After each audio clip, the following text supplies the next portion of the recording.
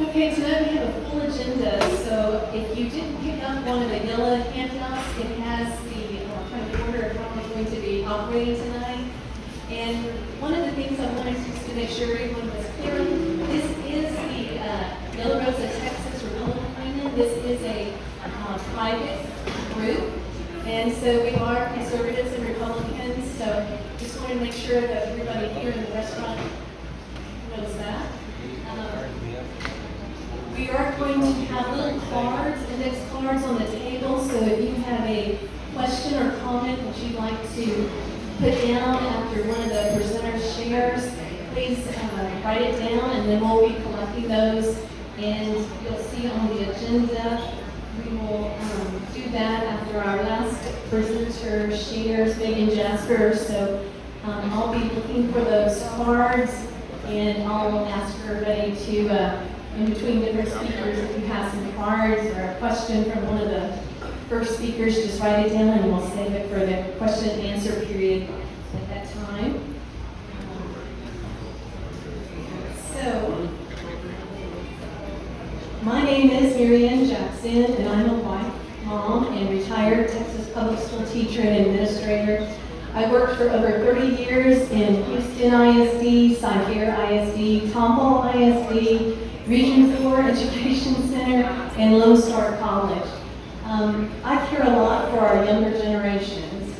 After the pandemic lockdown ended in May of 2020, I decided to get more involved in politics. I had been a member off and on at the Yellow Rose, and when they released us, I went that first May to the meeting and decided to get just really more involved.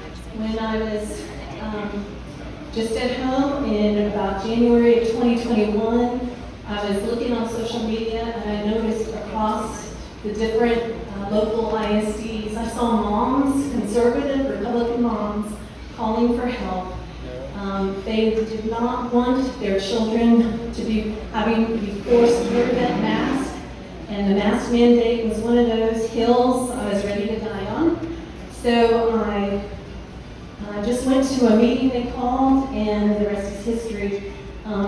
All the presenters, the other women here are members of the Yellow Rose as well.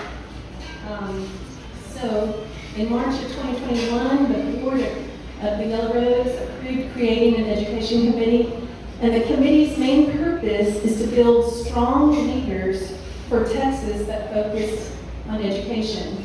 We have been focusing on two main areas since we started over a year ago: training and education, and then electing Republicans, conservative Republicans, to represent us.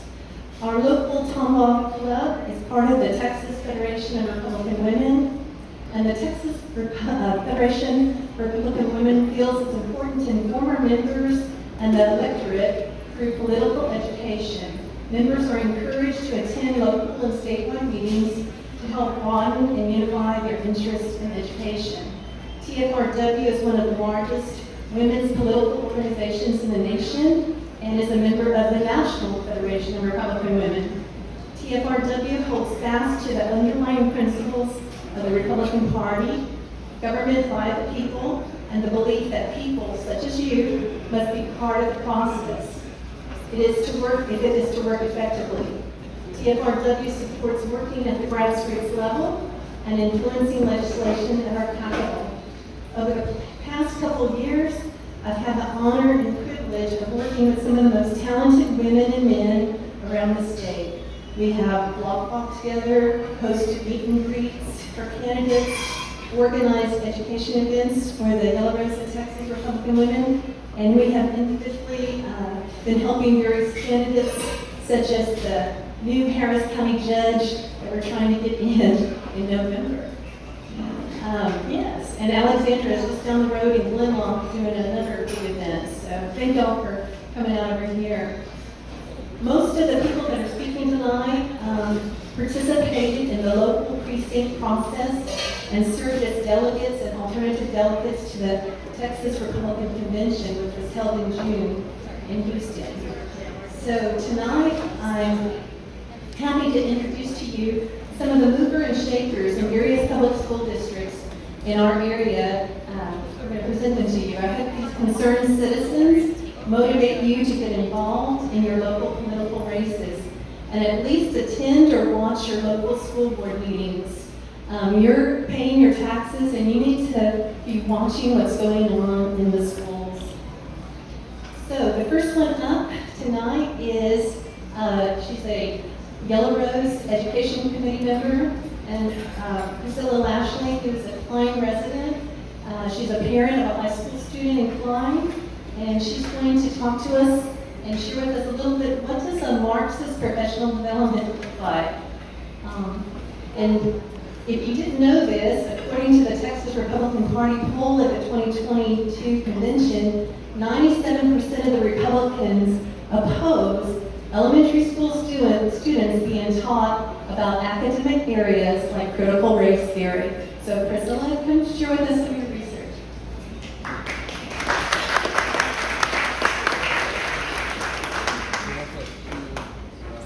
Thank you, MaryAnn. Hi, everybody. Well, I can honestly say that this is much more fun and friendly than speaking at a school board meeting. So thank you. So my name is Priscilla Lashley. I am a Klein parent. I've been in the district for 23 years. My son is a senior this year, so it's super exciting. But my purpose here tonight is really to shine a light on some things that you may not have heard about. In 2020, our school districts kind of went a little crazy, and that's what sparked my desire to step up, start speaking out, start digging, and doing my own research. So that's why I'm here tonight.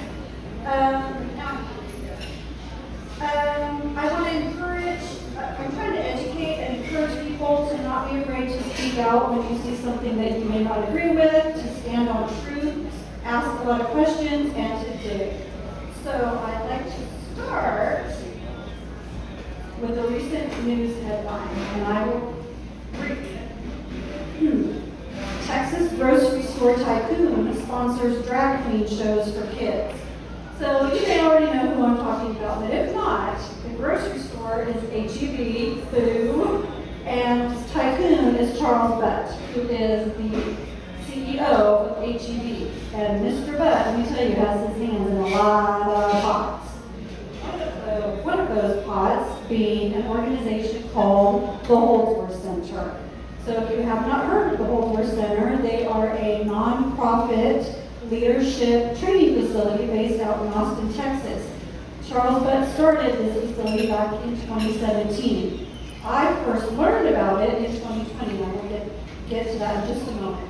But basically, what Holdsworth is where superintendents, administration, assistant principals, select teachers are sent for personal development, training, seminars, things like that.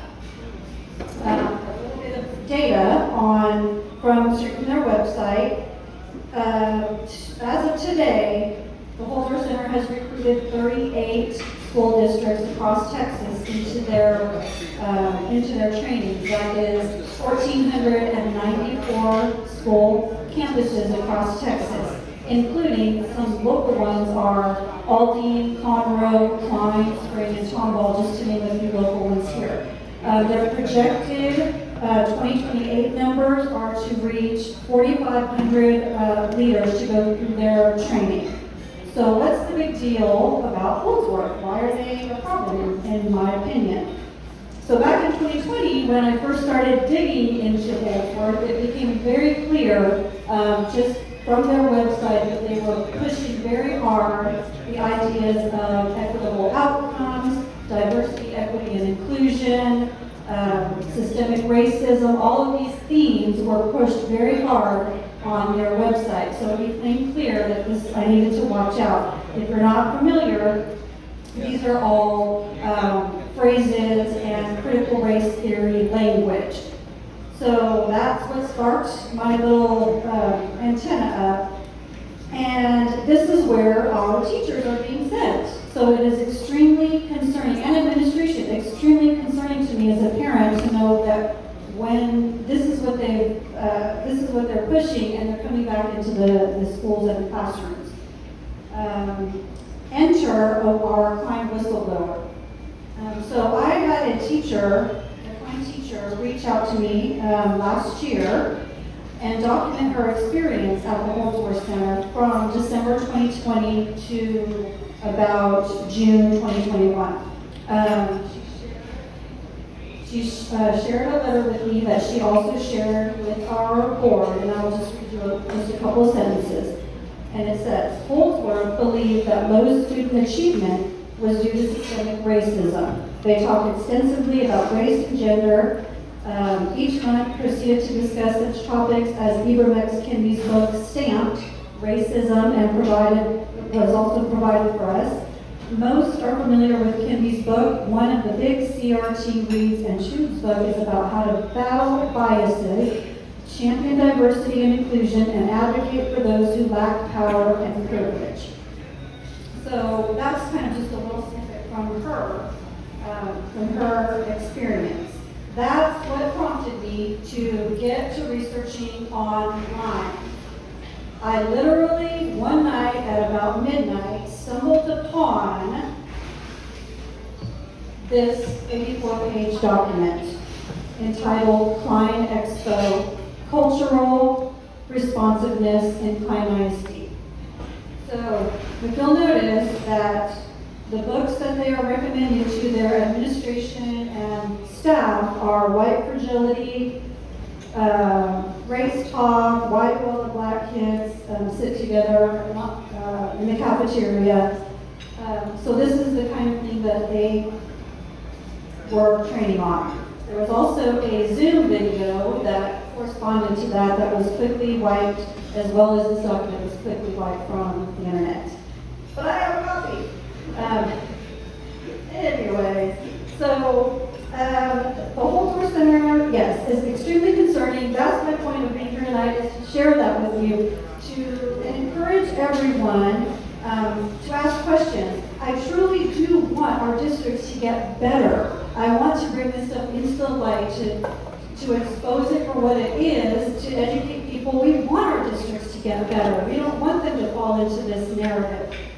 So I hope this encourages someone. And lastly, I encourage you to get on Twitter if you're not already. Follow the Holdsworth Center. Also, follow your ISDs, because teachers are posting. There were a lot of teachers hired recently for the new school year, and they were super excited to post about being at the Holdsworth Center. At least 30 I saw just the past 2 weeks were sent there. So the relationship still stands.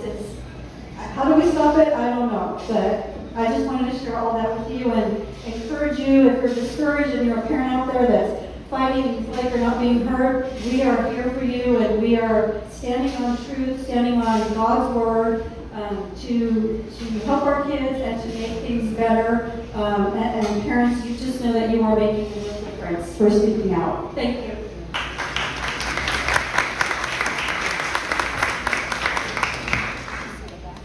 Thank you very much, Priscilla. Another outstanding woman that I'd like to come up, she's on the Yellow Rose Education Committee. She's an officer and she's a board member. Monica Dean is also a Sci Fair resident and a parent of a high school student in Sci Fair. Monica is going to share some of the things she has learned dealing with the Obscene and Vulgar books that you might have seen out on different posts. And did you know that at the Texas Republican Party poll at the convention, 99% of the Republicans believe that biological men who identify as a woman should not be allowed to participate in organized women's sports. So here's one.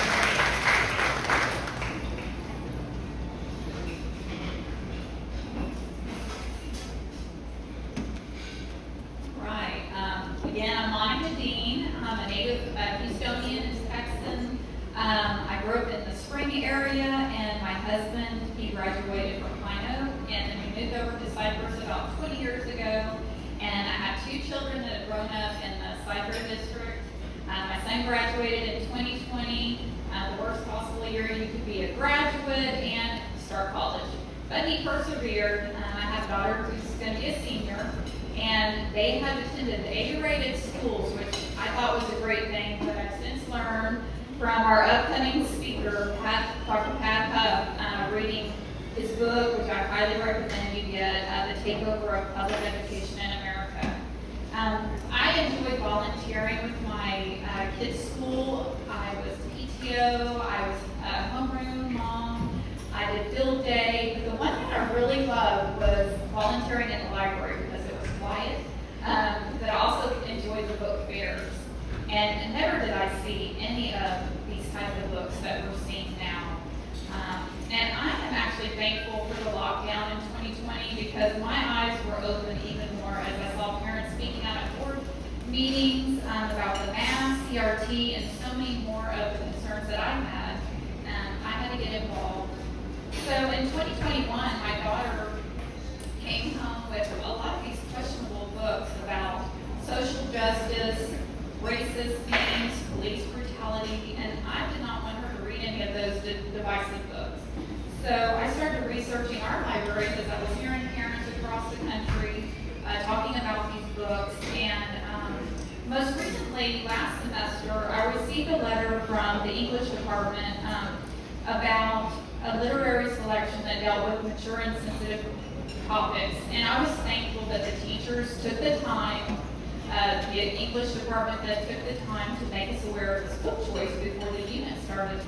So the letter that I got said students will read literary selections chosen with critiques in mind, among other factors. When selecting our literature, we consider quantifiable measures such as reading level, along with qualitative measures such as literary merit. Most importantly, however, we consider our readers and their interests and needs. And so it goes on to tell what the book is about, and then at the bottom it says mature and sensitive topics. It says, because of the realistic portrayal of Jeanette Wall's childhood, the text includes some profanity, some vulgar language, and references to physical and sexual abuse. This book was called The Glass Castle. And so what I did,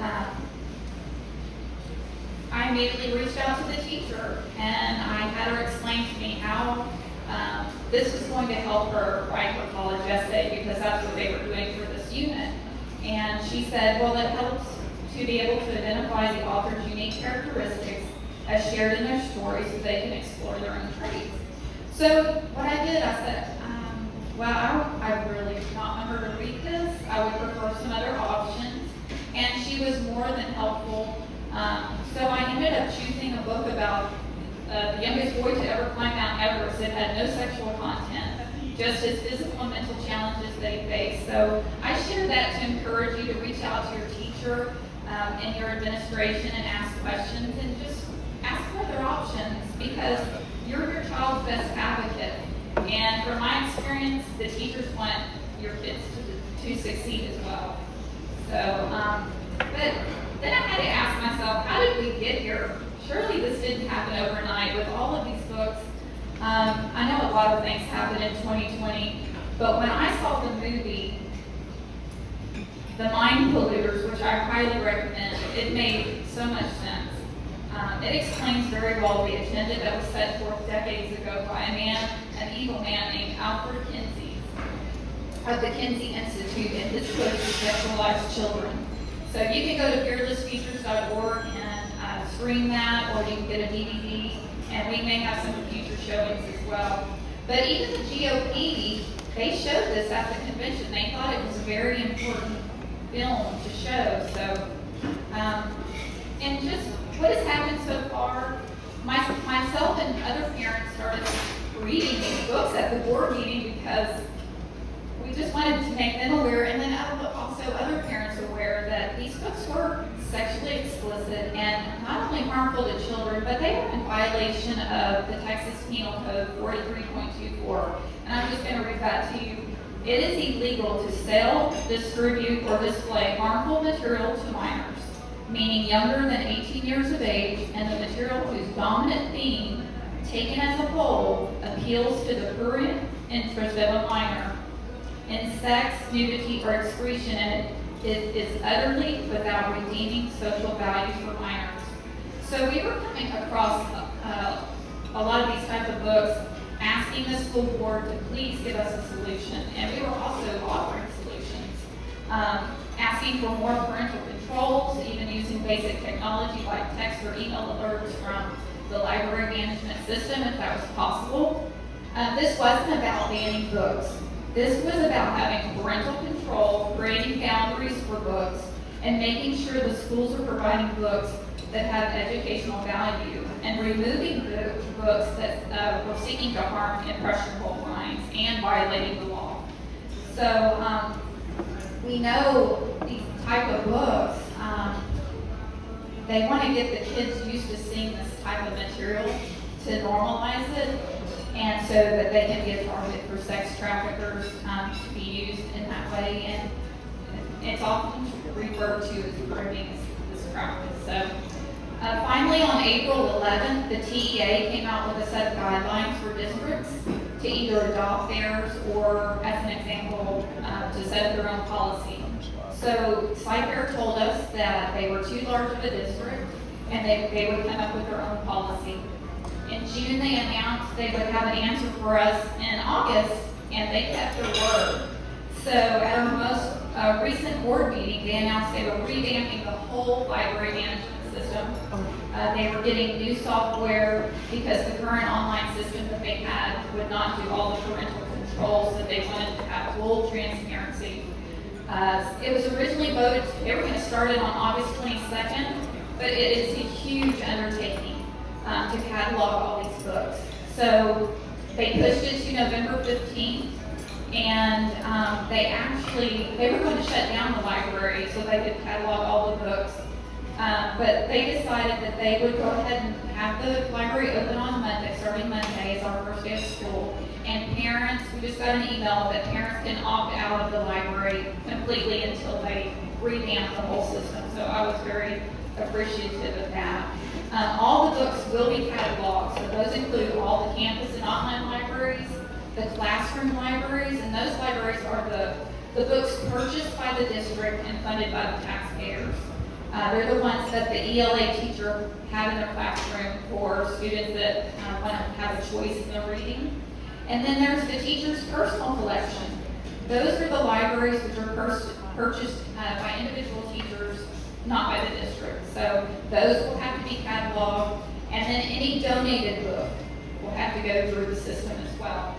So CyPair, they took their guidance from TEA, TASB, and local sources, and this is just some of the highlights. I'm going to go over what they came up with. They are using an access level that's already a standard out there. They were going to create their own, but they said it's going to be too hard to integrate. So just for example, pre-K through grade 6 would be considered juvenile. Then grades 7 through 8 would be juvenile with an option of the parent opting into a young adult level. Then grades 9 through 12, you would have juvenile, young adult with an opt-in to an adult level. So they're going to be updating the library services page, making it easier. You'll be able to see all the books throughout the district. And parents will have so much control, like I said, they can totally opt out of the library if they don't want their kids going to the library. And again, you'll be able to opt into those book collections. So, for example, like the middle school, they're marked as juvenile. They'll have the option of opting into a young adult level if they choose. Students will have their own library accounts, so parents can see exactly what your child has checked out at all times. And parents can contact the librarian if there's a specific book or author the parent doesn't want the child to read. Even though this option is already available, it's going to make it easier. And then the process for challenging a book will be easier to use, and they're going to have a 60-day turnaround for those findings once someone fills out a form to challenge that. So I hope CyPair's new comprehensive library policy can be an example for other districts for full transparency. And parents and I have just formed a conservative Christian group that organizes volunteers into public schools. And we've reached out to the district to offer volunteers to assist in this huge undertaking because we want to help out any way possible, and we really appreciate them listening to us. So I've made some flyers on how to look up if you use the Paulette library system. I have that on one of the flyers, and then it has some great resources. And then I also have the Glass Castle, and you can look at that book I was talking about and see there's a site called Parents' Rights in Education, and they have a summary of what the book has, so it's real easy to find out if you have a book in question. So I thank y'all very much.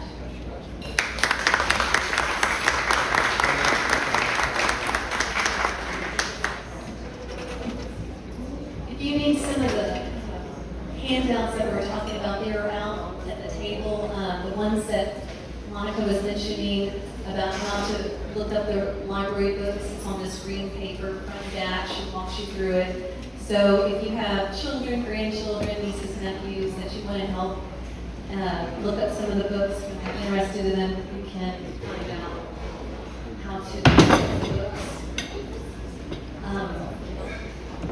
The other thing I wanted just to point out too, on the back of your goldenrod paper are some reliable contacts, podcasts, books, documentaries, websites that we kind of gathered. This is just a few of them, but we'll be glad to share a few more. During the summer, we made mention to the Republican convention that the state of Texas had right here in Houston. And one of the things that 10,000 Republicans in the same room do is we have to come up with a party platform. And after we create the party platform, as members, delegates, and alternate delegates, we voted on the 8 top priorities for the legislators. So these are the things that the Republican grassroots people feel are important that we try to get the politically elected people to do. And one of them, when they were talking about the different planks, as we went through from our local precinct to the Senate District 7, which Senate District I'm in. And as we went through this process, each time we were able to bring up concerns. So any parent, any person, citizen, any voter who lives in their precincts could bring these planks to your precinct chair, and then it just kind of either went up the ladder or didn't. And one of the top 8 Republican priorities, because out of all the different planks, 30 to 40% dealt with education and real type rights. So you can see this is a hot topic for Republicans out there. And these grassroots people were a fun group to get to know. So the one that I'm going to read to you tonight is the Parental Rights and Education Freedom. Parents are the primary decision makers for their children in all matters. This authority shall be protected as an inalienable right. This shall include the choice of schooling where the money follows the child without strings attached, and enforcement and penalty mechanisms when parents' rights are violated. The right to the education shall be free from any social theories. Tonight, I have the privilege to bring to you the author of the book, The Takeover of Public Education in America. Thank you. Dr. Patrick Huff is a Tomball resident, and he's a retired principal, a high school principal in the Klein district. He worked in other districts, Aldine and others up in Dallas. You started? You just came down here, okay. He's from the Dallas area. Okay. So we are very excited to get to have Pat share briefly some of his extensive research, and I hope that you'll look at his book, ask him questions. He has a lot of knowledge and information. So thank y'all for coming, and thank you, Pat.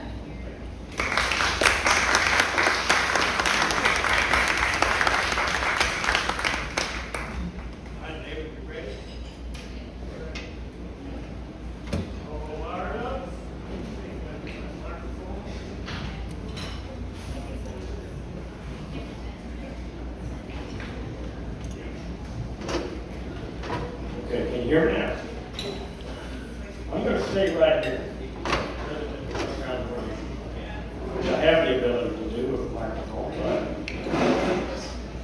be better.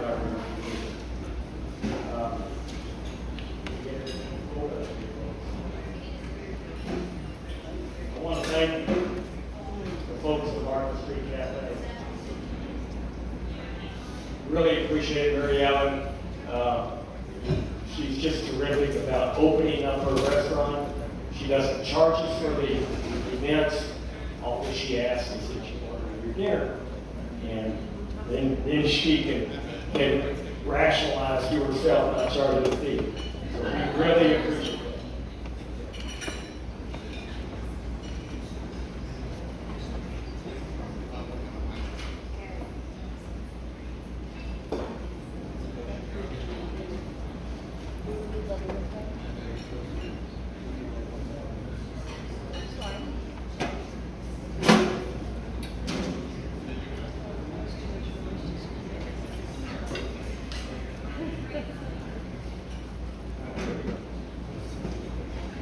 I'm going to try to sync my computer with David's screen up there. So down. And there's just a lot of information here, a lot of information, and I hope that you can hang with me. We're going to go through this as best we can, and hopefully it'll be a very informative evening for you, and you'll be able to see how education has changed. Now, I hope that everybody out there had a great experience when they were in public school. I did. I grew up in Dallas, went to Kimball High School, graduated way back, and I just would love to have everyone have that same experience that I did. And unfortunately, because of what is happening with the education that you've done, that's not the case. So we're going to talk about why that is. So before we do that, I want to talk about my family. My wife Connie is here. Connie, hold up your hand. There she is. She is my rock. I don't know what I would do. I would aspire. Connie retired as co-lead counselor at Tomball High School. So she's deep in the education game as well. We have that to talk about at the dinner table. So our children are all educators as well. Bobby, he's a pre-AP chemistry and AP physics teacher at Klein. Lauren was an elementary school teacher, second grade at Greenwood Forest in Klein. She now homeschools. Kristen is my daughter from a prior marriage, and she is a curriculum coordinator specialist in Round Rock ISD, and she saw the crazy things going on in Round Rock and said, I'm out of here. So they live in Georgetown, and the kids are in private school. So these are the type of things that are going on. Welcome, Seth. Come on in, find a spot. My good friend Seth, the chief, everybody. All right, let's keep going. We're going to wade through this. I just want to thank everybody for being here. This is really, I'm really blown away at all the people that decided to show up. And you can see why the interest is there from the two speakers who have already gone before me. And we have others too that can speak. Hopefully we'll have time for a Q&A at the end. But just so you know that where I'm coming from, this is where I'm coming from, okay? I'm an educator of 34 years, in the weeds, in the trenches, okay? I spent 12 years in Albany, and I started my career in 1973. Some of you weren't born in 1973. But it was a very special time. During those 12 years, I met my wife, Connie. She was drill team director. I was an AP, and next thing you know, we're getting married. So, and I was divorced at the time. So, just to make that clear. So, I worked in three years in Conroe. Loved it in Conroe. Absolutely loved it. I was an AP at Oak Ridge High School. Terrific people. But had to move on.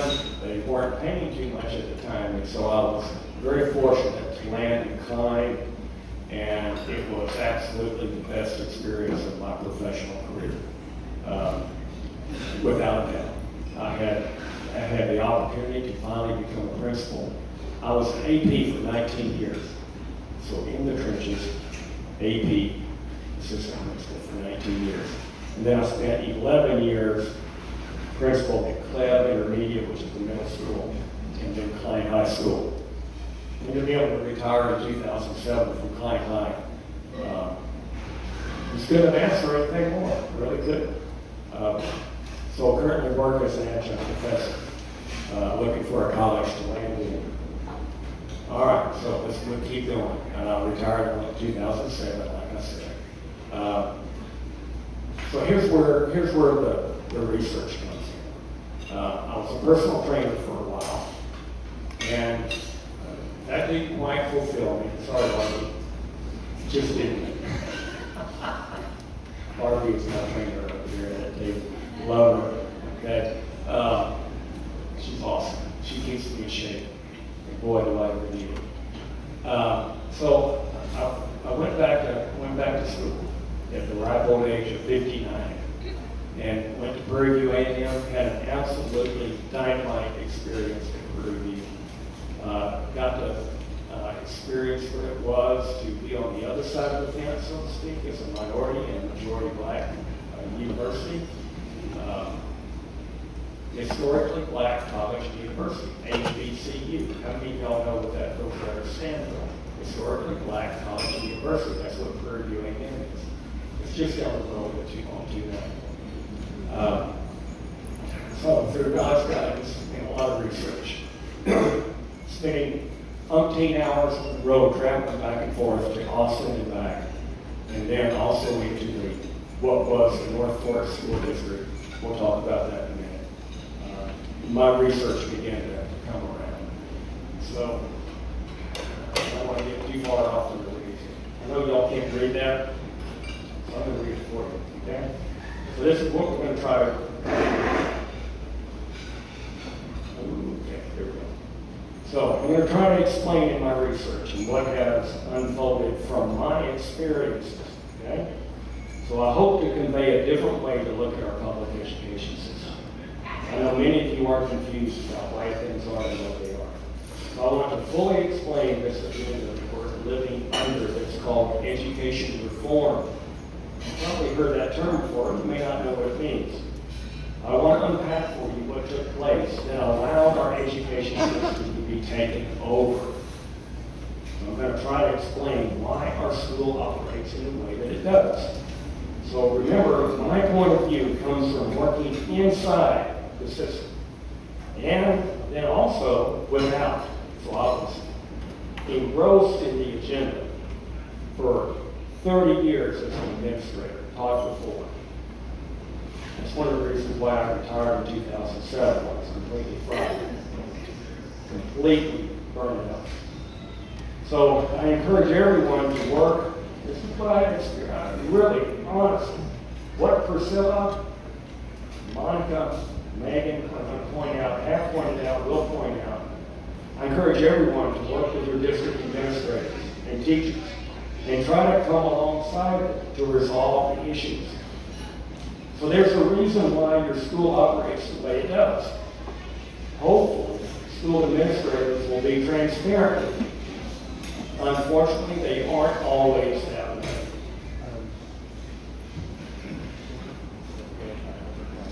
All right, so lastly, what I want to try to accomplish tonight, hopefully convey effectively the need to regain our public schools. These are our public schools.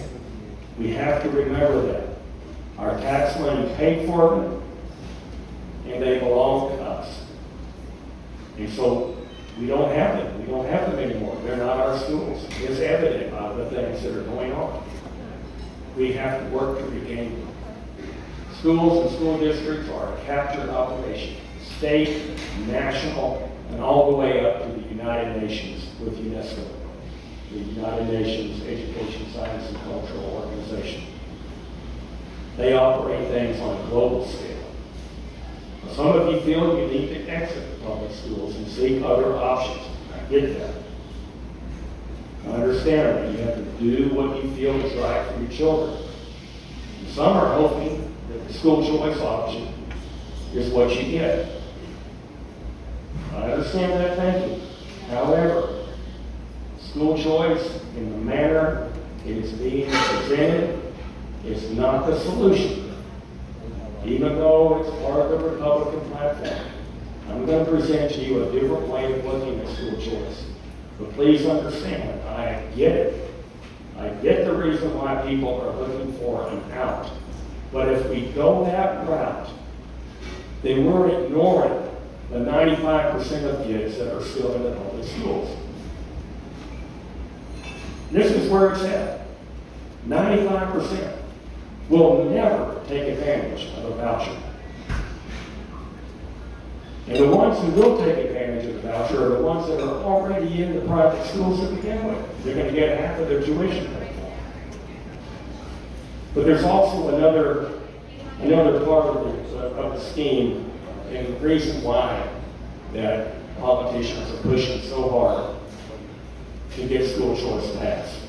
And this may come up as a proposition in November, and I hope that by that time, all of you have researched carefully what school choice, what the agenda for school choice is really all about. And I'm going to present some of that tonight.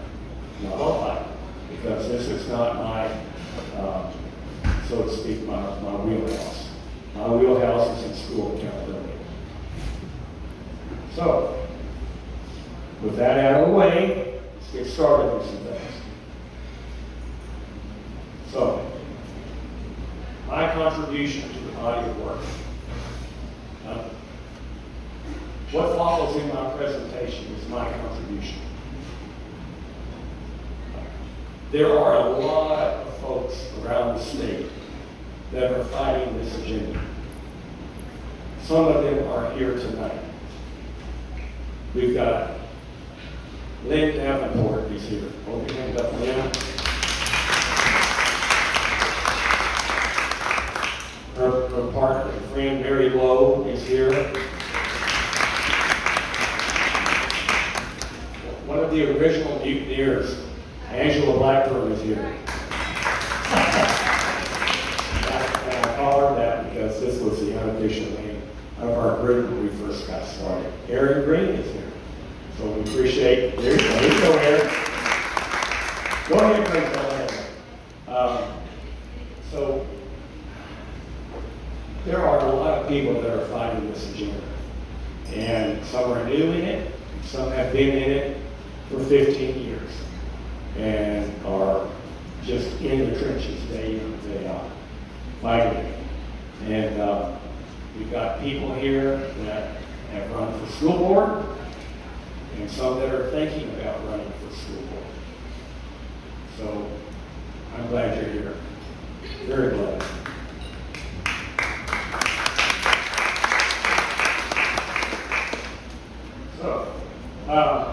So my contribution is about the accountability system.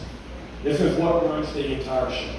All right? If you understand the accountability system, then you understand a little bit about why our schools operate the way they do. And understanding that helps relieve the mystery in your mind about what in the hell is going on. Excuse my language. Because it's so contrary to what we remember in our experiences when we went through school. So I deal with the what is the accountability system? So the accountability system is what we call education reform. It's the standardized test that the kids are taking every year. And the data from that is then being converted into what we call outcomes.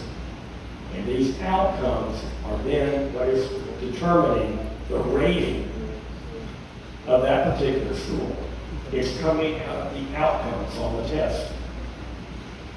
And so, because the rating is the all-important thing for schools and districts, The pressure to achieve that rating is immense.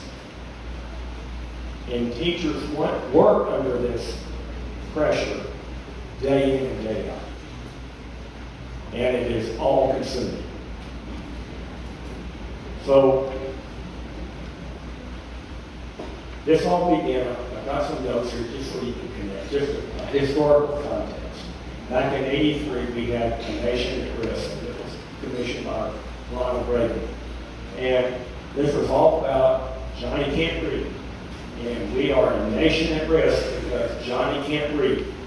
And we had Senate panels, House panels, we had TV specials about it. And this report went into forming a new way of looking at schools, a new way of educating. It came out, in other words, a crisis was created. And then a solution to that crisis was brought into place. We'll see how that plays out as we go through it. So the slow shift began in Texas and elsewhere in the United States. So the standardized test that was given prior to this was a diagnostic test. Please get this. How many people, raise your hand, if you took the Iowa test of basic skills growing up? Okay, that was a diagnostic test. That did not produce a school rating. All important. He gave the strengths and weaknesses of the kid. The counselor was able to work with the kid and the parent to try to solve the issues that they had in their gaps that they had in their education. All right. So consider this proposition. We're going to move on, so hang with me. We're moving on, we're getting into the weeds here in just a minute. So, the Ed Reform agenda, what we call the standardized test, working with producing a rating, the education reform agenda has worked. It's worked just as it was planned. From their point of view, their plan has worked beautifully. We're going to talk about who they are. It's just on everybody says they. Okay, but who are they? They are globalists. They are globalists. These people have no national allegiance to America. Their only allegiance is to them and their agenda. The globalists are multifaceted and very patient. Their plan works in a snail's pace. So you'll find them in NGOs, foundations, and think tanks. So it's a big plan with many moving parts. And some of these that I have up there, when you think about it, how did they gain control of the curriculum? How did they gain control of how teachers teach?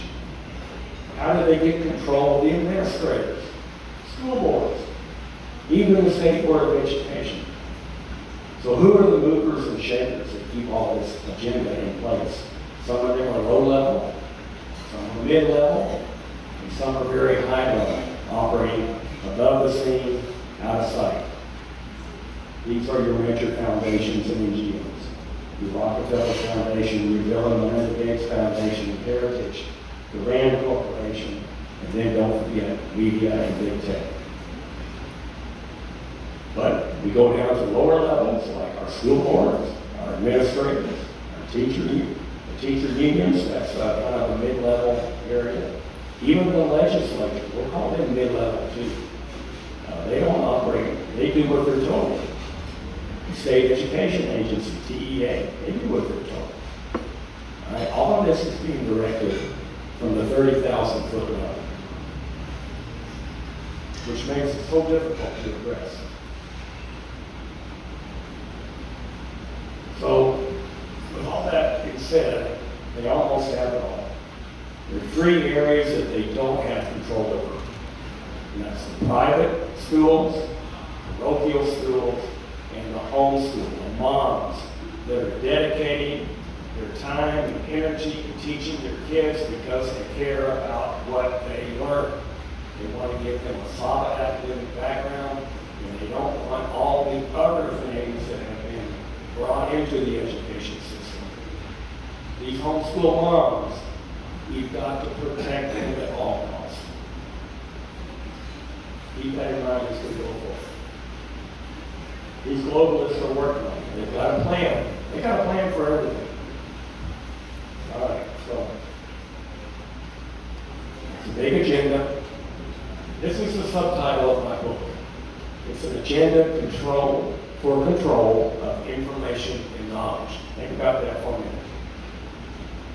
An agenda for control of information and knowledge. And so, a lot of people have asked me, they said, well, if what the teachers are teaching is what they're going to see on the test, and the test is about what the state thinks they need to know, isn't that a good thing?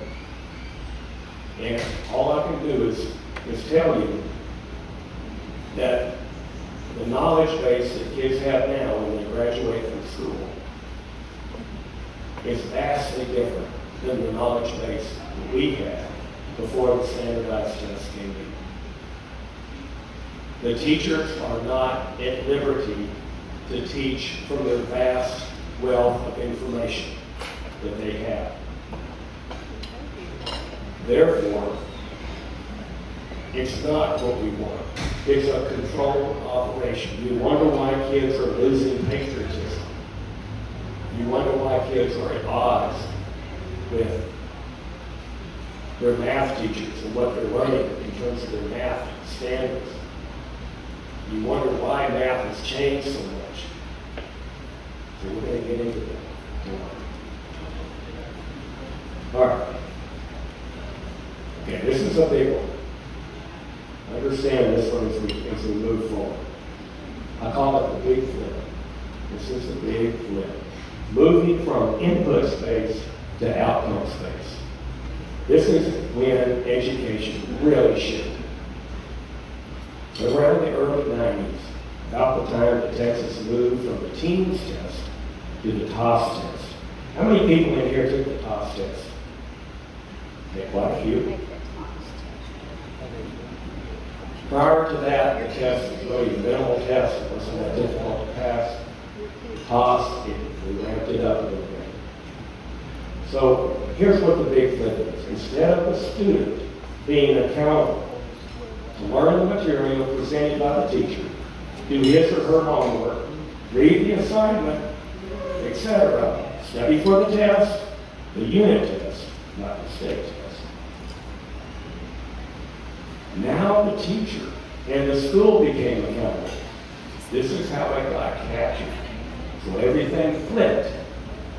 Instead of the student being responsible, now the teacher and the school were responsible. This is why you see kids getting unlimited opportunities to take a test, to do their homework, to turn things in on time. It's not there anymore because the teacher is not being graded by the outcomes on the test. Part of the evaluation he or she is getting is based on the outcomes. So they are going to do what? They're going to teach to the test. This is why. We'll get into that more in just a minute. But the worth of a school is now determined, and this is when it changed in the early 90s, by the testing outcomes. Okay, keep that in mind as we move forward. So we're going to enter the school rating. A lot of y'all are interested in school rating tonight because the TEA just came out with the new ratings for 2022.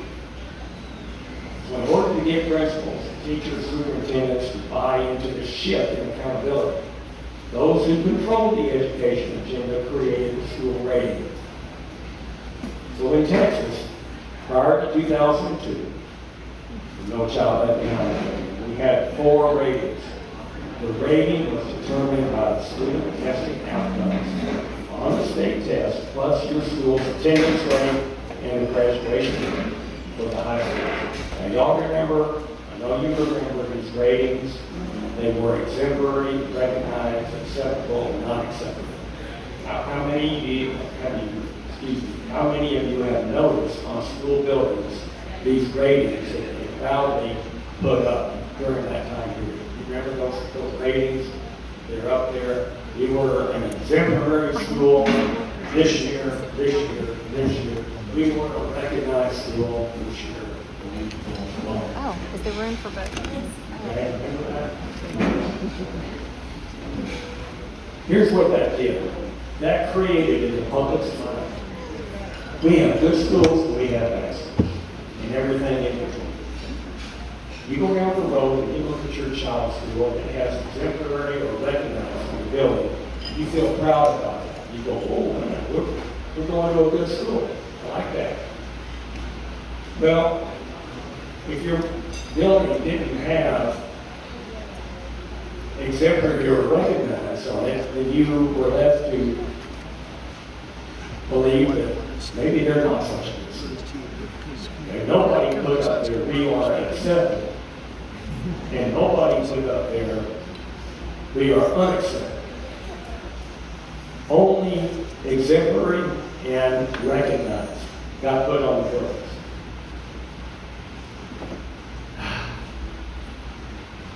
So those unacceptable schools are unacceptable, never put their rating out there, and they felt discouraged.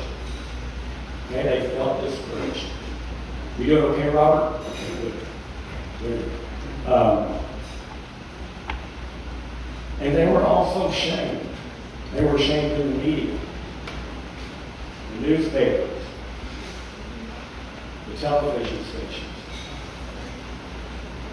And dealing with this was a morale killer for the faculty. So sanctions were developed to punish the low performers. Now TEA, Texas Education Agency, will tell you, we're trying to help bring them up. We're trying to help them with their accountability rating. Okay. But those sanctions are still in place. If they don't bring it up by a certain period of time, then jobs are on the line. And in the case of North Forest, I want you to remember North Forest, they were part of my data collecting in my research areas. Remember where North Forest is located? Just north of the Loop 610, north of, in the area off of east of Highway 59. This was North Forest. Their entire district was shut down in 2013. The entire district was shut down.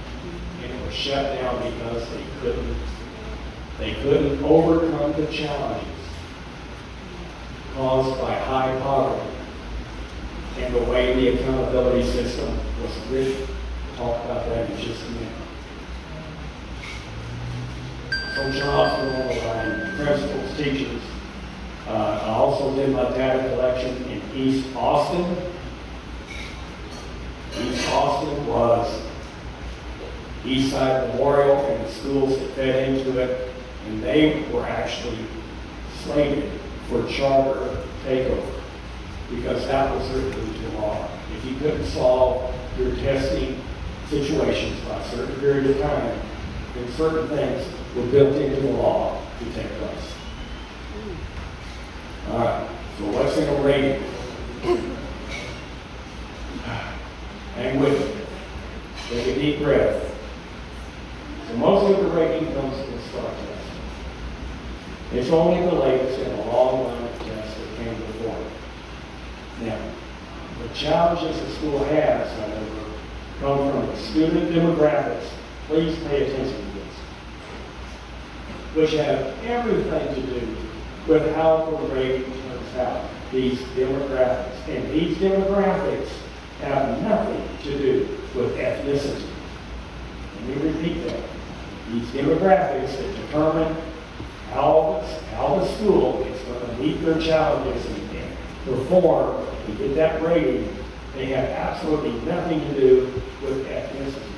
So more of that in just a minute. All right. Write this name down. You can look it up later. Let your mind deal with it, sift through it, get it firmly implanted. This is Campbell's Law. He was a psychosocial dude that came up with this law, and it is spot on. Let me read it to you. The more any quantitative social indicator is used for social decision making, the more subject it will be to corruption pressures, and the more apt it will be to distort and corrupt the social processes it is intended to monitor. That's a mouthful. But what it's basically saying is, because there is so much pressure put on the rating, that schools are going to find every testing strategy to come up with to make sure that the school does well on the rating, and it's going to completely obliterate anything that you're depending on to determine that the school and the child is learning. So, let's go through this just real quick. The social indicator here is the test score, or the average test scores of the group. The social decision making is the rating that is imposed on the school due to the scores from the students and the student groups. That's the social decision making. The corruption pressures come in can be many. Test-taking strategies come in, pressures from upline managers, and actually cheating takes place. In order to get that rating, because so much is on the line, districts have even cheated. And we've heard about that in the paper previously. So we see the decision making that goes into evaluating the test scores is distorted. And it's corrupted. So that a true indication of a school's effectiveness cannot be determined through the test scores. It can't be determined. And you can say that, oh, we did well. But did you do that well? Or was it a result of all the testing strategies that go into planning, taking that test? All right. All right, here we have from No Child Left Behind to the waiver. Group, I want you to understand, this is my major contribution to the body of work, what we're going to talk about now. Lynn, how many people do you know to talk about the waiver? Me and you? Exactly. I don't know why that is, but possibly because I lived it. I lived this. And this is 2002 to 2007 was when I was principal at Klein High School. I was living this situation. So, quick review. The system was put in place in our schools in Texas from 1980 to 86. The testing program was formulated in 1990. We talked about that. It was federalized in 2002. Keep that in mind. It was federalized. It went from state to national. And this was in every state in the union, not just in Texas. Accountability was federalized. And this is what No Child Left Behind was. We went from the TOS test to the tax test. It was a major jump in difficulty.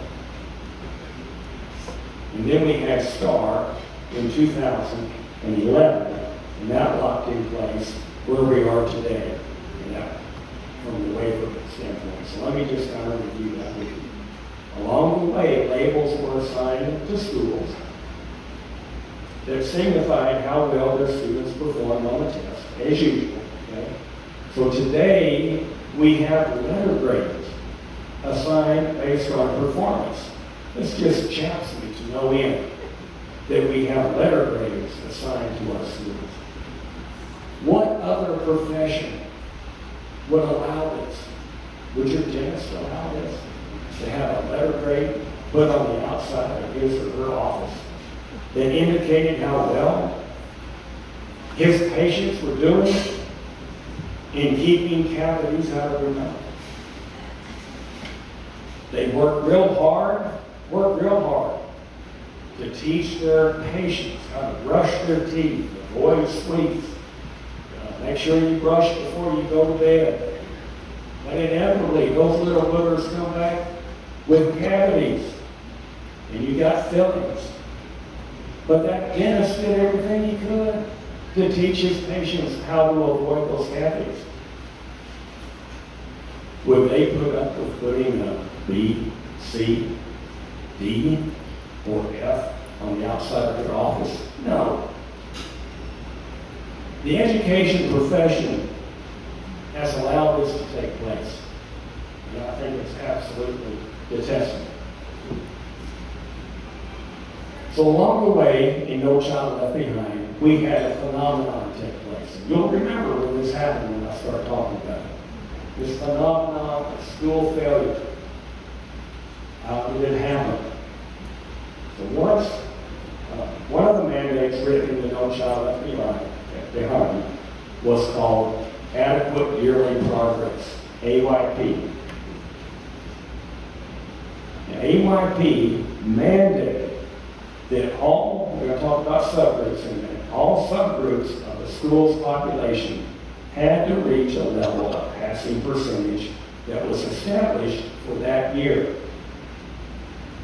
Now, this was not what the student had to make on the test, but the percentage in the subgroup that collectively passed the test. For example, if the mandated percentage was at 50%, that meant that 50% of Hispanics had to pass the test, 50% of African Americans, 50% of whites had to pass the test, collectively as a group. Now get this, if just one subgroup failed to hit the required percentage, then the entire school was declared a failure for that school year. Just one subgroup. Now here they are. Here's the different subgroups. We see the state. This was pre-No Child Left Behind. Those were the five, if you count the all-student category. And then when George W. Bush went to Washington, he brought his program with him.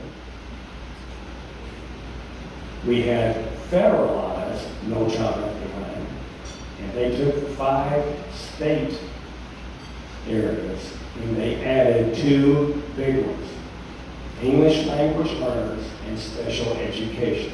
So those 2 subgroups were added to the groups that had to meet that percentage. Now a student had the ability his test score was counted maybe 3 times. If they were in the English language group, they may have had a learning disability, so they're in a special education group. And then they're also Hispanic, so they're in a 3rd group.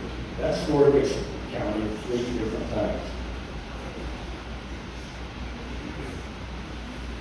All right. Possibly one of the most important slides in the presentation. These are the AYP percentages through the years. And as you can see, it wasn't too difficult to meet those percentages in the early years of No Child Left Behind. But as things progressed, we see that by 2010, we're getting to a significant percentage. 73% in English language arts and reading. That's what ELAR stands for. And we had 67% in math in 2010. Now, by 2010, what had happened within the White House? We had a change. Excuse me. President Obama was in the White House. So he stood over with his education director, Mr. Arnie Duncan, stood over the latter years of No Child Left Behind. And I would say that Congress, they knew what was happening. You can't discount Congress, both Republicans and Democrats, ignoring the issues that were going on around the country. Schools were failing. Why were they failing? Is this the result of poor teaching? Is it the result of poor leadership? No, it's not. It's the result of how the AYP was written. It's the system that failed. The schools and the kids. Keep that in mind. It's not the teachers, and it was not the leadership. An entire district was wiped off the face of the earth because they couldn't hit their AYP percentages. In North Forest, because 100% of the kids were economically disadvantaged. And along with that, they had some other factors that the district had no control over, and yet they were still wiped out because that's what the law dictated. That's the way the law was written. We cannot say that it was the teachers and the administrators. It was the system that failed. By 2012, superintendents are going berserk. There is no way out. They know that they're going to fail. Now, why are they going to fail? I'll get to that in just a second. Look, I'm going to skip through this one. So we have the problem of school failure. And we did down here to that last one, okay? The percentage required was going up. And schools with tough challenges to overcome could not keep up. This is what happened in North Forest, and this is what happened on the east side of Austin.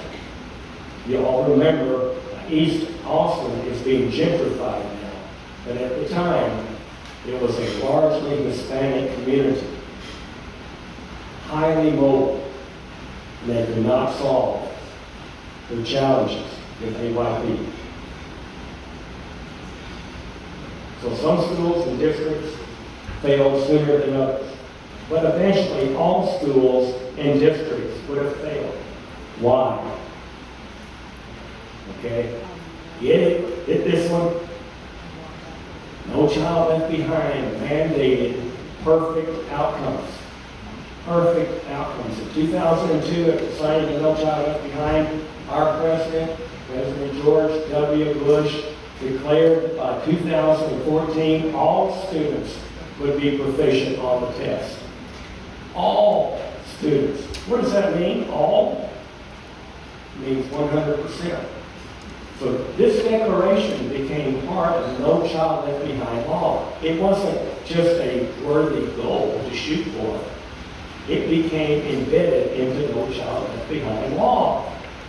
This is what caused the AYP percentages to go up. So, in 2012, superintendents were in a panic across the country. By the time, like I said, Barack Obama was president, remember that old expression, never let a good crisis go to waste. And so what did President Obama do? He offered an olive branch. Now, if we had left No Child Left Behind in place, then every district, every school across the country would have failed. And I think that would have been a red flag to a lot of people. What's going on here? So the waiver was presented. And that is the U.S. Department of Education flexibility package. So for 2012 to 13, you can see the unbelievable percentages required. And most people, most districts were ready to accept it. A lot of them already had accepted Race to the Top funds. In order to get Race to the Top funds, this came out before the waiver, then you had to agree, in order to get the money, you had to agree to have a very aggressive charter school expansion program in your state. And you also had to agree to adopt Common Core as your education standards. This was Race to the Top. But this didn't bring in everybody. This didn't bring in all the states. because you had Republican states that didn't want to sign up to give the money because they knew powerful strings were attached, plus politics got in the way. This is why Governor Perry did not take the money. All right. So the waiver was offered, and the waiver waived 10 mandates that were required by No Child Left Behind law. The most significant of these 10 was the mandate to reach 100% passing outcomes by 2014. Every state ended up taking the waiver. Every state. Some quicker than others. But eventually every state signed on to the waiver and wrote for the waiver application, including Texas. Texas wrote its waiver application in 2013, and it was amended in 2015, just as the Every Student Succeeds Act was coming into play. That's the bill, that's the federal bill that we are under now. So just like with RTTT, raise to the top, the waiver came with strings attached. You take the money, you take the agreement, you take the waiver, you have to pay the piper. That's the way it works. Nothing is given away without the strings attached. And they're like heavy chains, more than that. We're still living in it. It's the conditions that we had to agree to get the waiver. States had to submit their own accountability plan, but their own accountability plan had to be approved by the U.S. Department of Education. So you guys go out there and develop your own plan, but we're going to have to approve it. And in order for us to approve it, it has to have a few things. Two significant things. It has to have a rigorous set of standards that came to be formed in the college and career ready standards that we adopted. College and career ready standards proved to be Common Core. You won't get a politician to admit that today. Don't even try, because we have a law that says we will never have Common Core. Well, guess what? We do. I'll show you in a minute why we do. And you must link the teacher and principal evaluations back to the outcomes on the test. This was a requirement in order to get the waiver approved. And it's teaching to the test. So this is what the outside of the waiver looks like. It was written in 13, updated in 15, written by Commissioner Williams along with his team at the Texas Education Agency. And let me just, I know y'all can't read that. Let me see if I can get to a, all right, here we go. Maybe you can read that. Let me help you with it. The Texas students in English language arts and mathematics matched 92% and 75% of those in Common Core standards. Our college and career ready standards matched in those percentages to the Common Core standards. There it is, folks, in black and white. We have Common Core. We may not be completely synced up with Common Core, but it's enough of a percentage to have been approved by the U.S. Department of Education. All right, let me move on. Time is of the essence. So hang with me. Another part of the waiver, very important, said that 5% of all schools will be designated as priority schools. And these 5% will be the lowest 5% in the state. Now, it didn't say what percentage they would have to make in order to have that cut line established. They didn't set a cut line percentage. They only said the bottom 5%. the lowest 5% of Title I schools will be the priority schools. These will be the schools that the interventions will be applied to. The total number of schools will equal 5%. What did that do? That guaranteed that you would have a bottom 5% every year. So this 5% that we have, the TEA will tell you, well, these are the schools that we work with, and we bring their outcomes up. We try to get them to the point where they're passing, so as kids are learning. Well, this 5%, this lower 5%, is also where all the money is made. All the interventions are taking place. Principals are looking for that magic bullet that is going to get their outcomes up. They're cannon fodder for all of the education products that are out there on the market. Education is a huge money-making business. One of the most money-making businesses in the entire country. So the 5% that is guaranteed, these are the schools that are slated for sanctions and for closure if they can't solve their testing outcomes. So principals and superintendents are looking for any way they can to get those testing outcomes up. All right. So the Texas Plan for School Accountability has some very questionable provisions attached to it. So we saw we're on page 14, we talked about the T's being related to Common Core, and these are the other pages if you want to take a picture of that. I'm going to give you, if you buy a book, I'm going to give you a handout that's got the link to how to find a waiver. And that bottom 5% keeps the crisis going. It guarantees that we will never solve our testing outcome problems. Ever, if we have a bottom 5% built in to the waiver. So if 5% need to fail, that means what? 95% have to pass.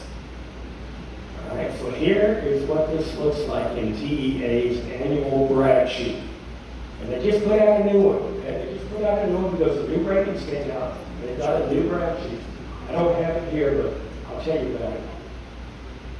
So this one is from 2017. This is from TEA. It's a release, a news release.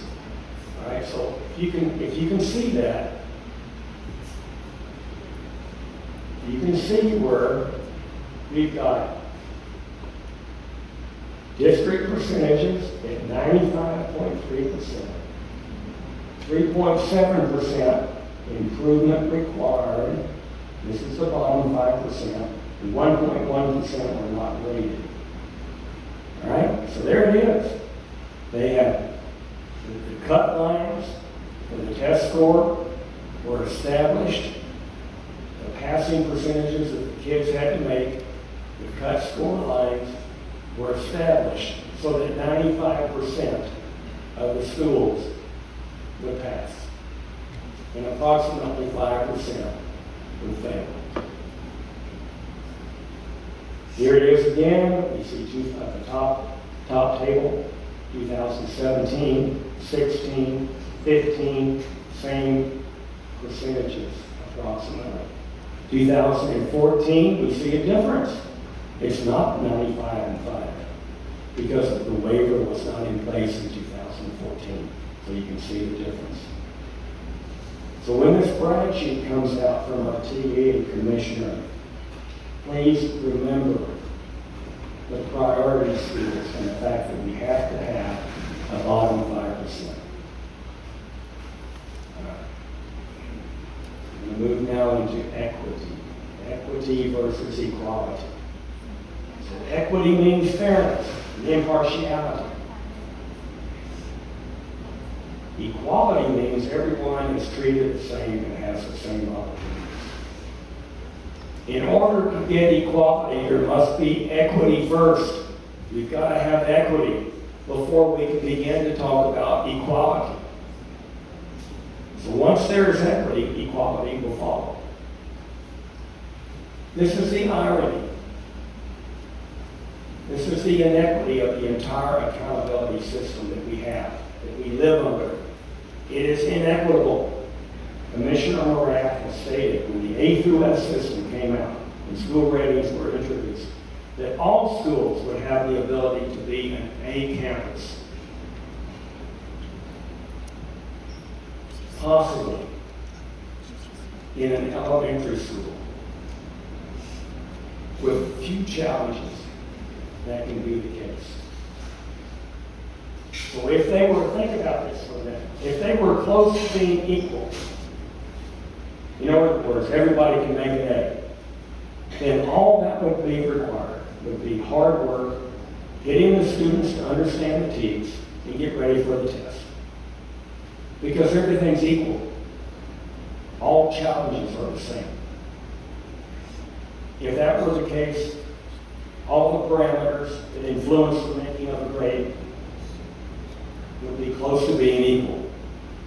But as we shall see, that is far from reality.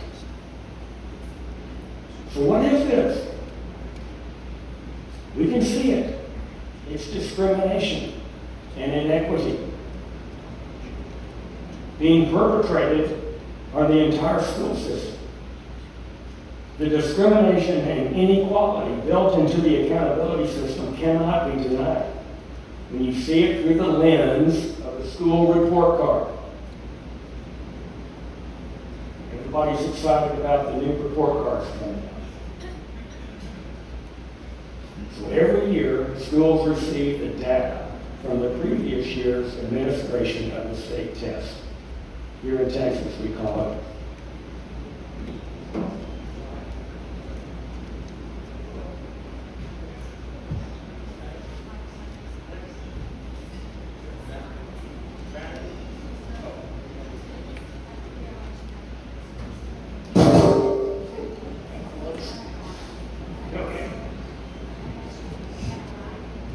There we go. Everything comes down to a battery. Okay. Move this back over there. Okay, let's get going again. So the discrimination and inequity built into the accountability system cannot be denied when you view it through the lens of the school report. Every year, schools get a report. We also see that their letter grade, what their letter grade ratings are, and they live for this moment. You're either anticipating good or you're anticipating a horror show. And everything in between. So here we're going to clearly see that the rating a school gets is based on the outcomes of the test. All of this is almost entirely related to demographics in 4 areas like I talked about before. And none of which, keep this in mind, embed it in your mind, none of this has to do with ethnicity. I proved that in my dissertation, but we won't go there. So our 4 demographic areas that determine a rating that a principal has absolutely no control over. The principal cannot control these 4 demographics. They're the percentage of economically disadvantaged, the percentage of English language learners, and the percentage of special education students, and then combine all of that with the mobility rate of the school. What is the mobility rate? The mobility rate is the percentage of the kids that are coming and going. They enroll after school begins. They leave before the test is given. This mobility rate drives teachers nuts because all of their hard work goes down the drain. Or they get a new kid in from who knows where that is not very well up to date, and they have to try to get them up to date by the time the test is given, which usually doesn't happen. So schools that have a high mobility rate have a very difficult time overcoming those other 3%, those percentages that are up there. We'll see that in just a minute.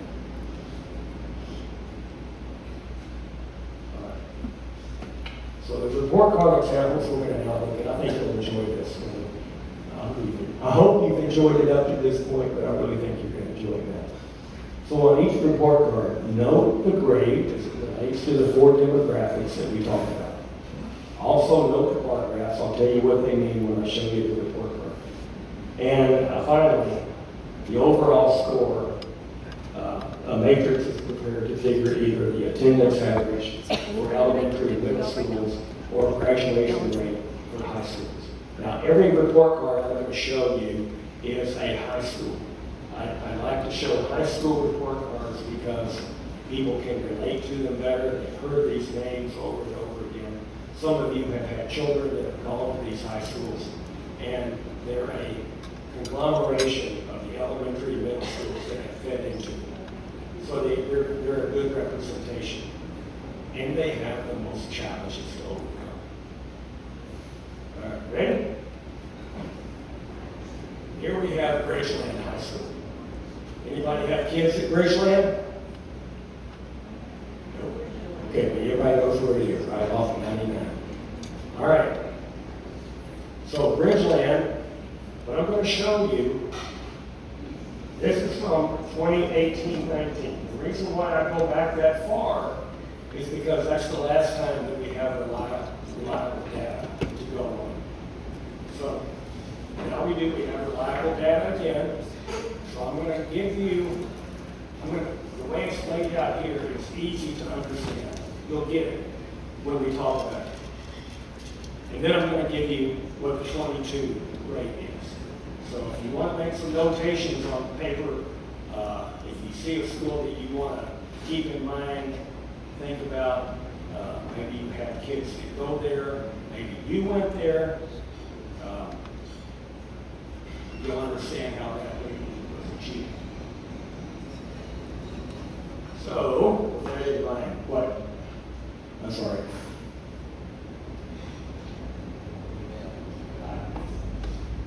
We're going to have to go longer than 5 minutes, I'm sorry.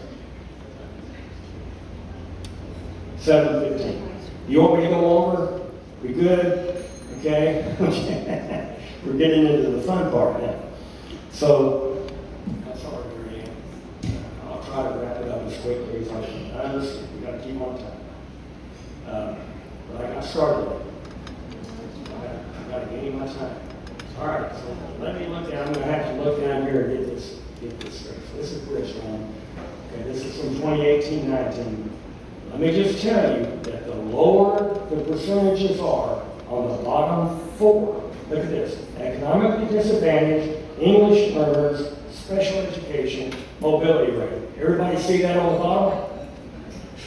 I know it's small, but the lower these percentages are, the higher their outcome is going to be, the higher the grade is going to be. Lower percentages equal higher rating. Did we see it? Did we see a problem with that? Okay. How's everything tasting? So, Bridgeland went up from a 95 to a 96. Everything else remained the same. So Bridgeland is pretty much the same as they were. This is what an A school looks like. This is in Cy Fair. So now we have Cy Ranch out there on Fry Road. Do you have any Cy Ranch folks here? So, Cy Ranch in 2018-19, they were a 93, all right? Now they're a 95. Everything pretty much remained the same though. Your eco disadvantage, special ed, the mobility. Look at your mobility. Look at Cy Ranch's mobility, 5.5. So if you have the kids, if you have a stable population, the teachers can get the job done. Every time. All right. Here we have Tomball Memorial. Do we have any Tomball Memorial folks here? Just give you a whoop. That applies to you. All right. Tomball Memorial. It's the other Tomball High School in Tomball. They're great. They're an 8. They were a 93. And now they're a 95. They went up. Look at that mobility. Once again, low percentages in those 4 demographic groups. All right, here's a good one. Tomball High School. We have any Tomball High School folks here? Give me a whoop. No. Wow. Where's everybody from? All right, so in 1819, Tomball was a B. They had to live with this rating for a number of years and play second fiddle, so to speak, to Tomball Memorial. Well, guess what? Tomball went up there in 91. So they went from 88 to a 91.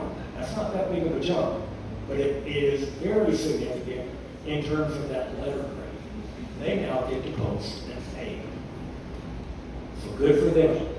They did what had to be done. Their testing strategies were in place. They did everything they could, and they were rewarded for that. In those 4 demographic areas, they found a way to get it done. So what they do is they take the student achievement and the school progress, whichever one of those is the highest, they average that with closing the gaps. So if your student achievement is not as good as your school progress from one year to the next, they won't take student achievement, they'll take school progress. And they'll average that with closing the gaps. That's how the rating is determined for every student. All right, so here's my old stomping grounds. Klein High, they were at 89. But look at those 4 percentages, they're beginning to go up a little bit.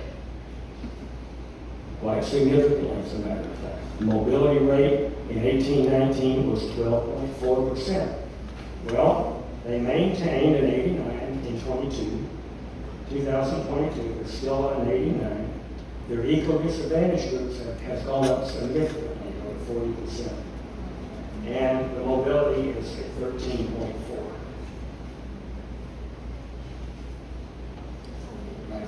Everybody knows about Klein.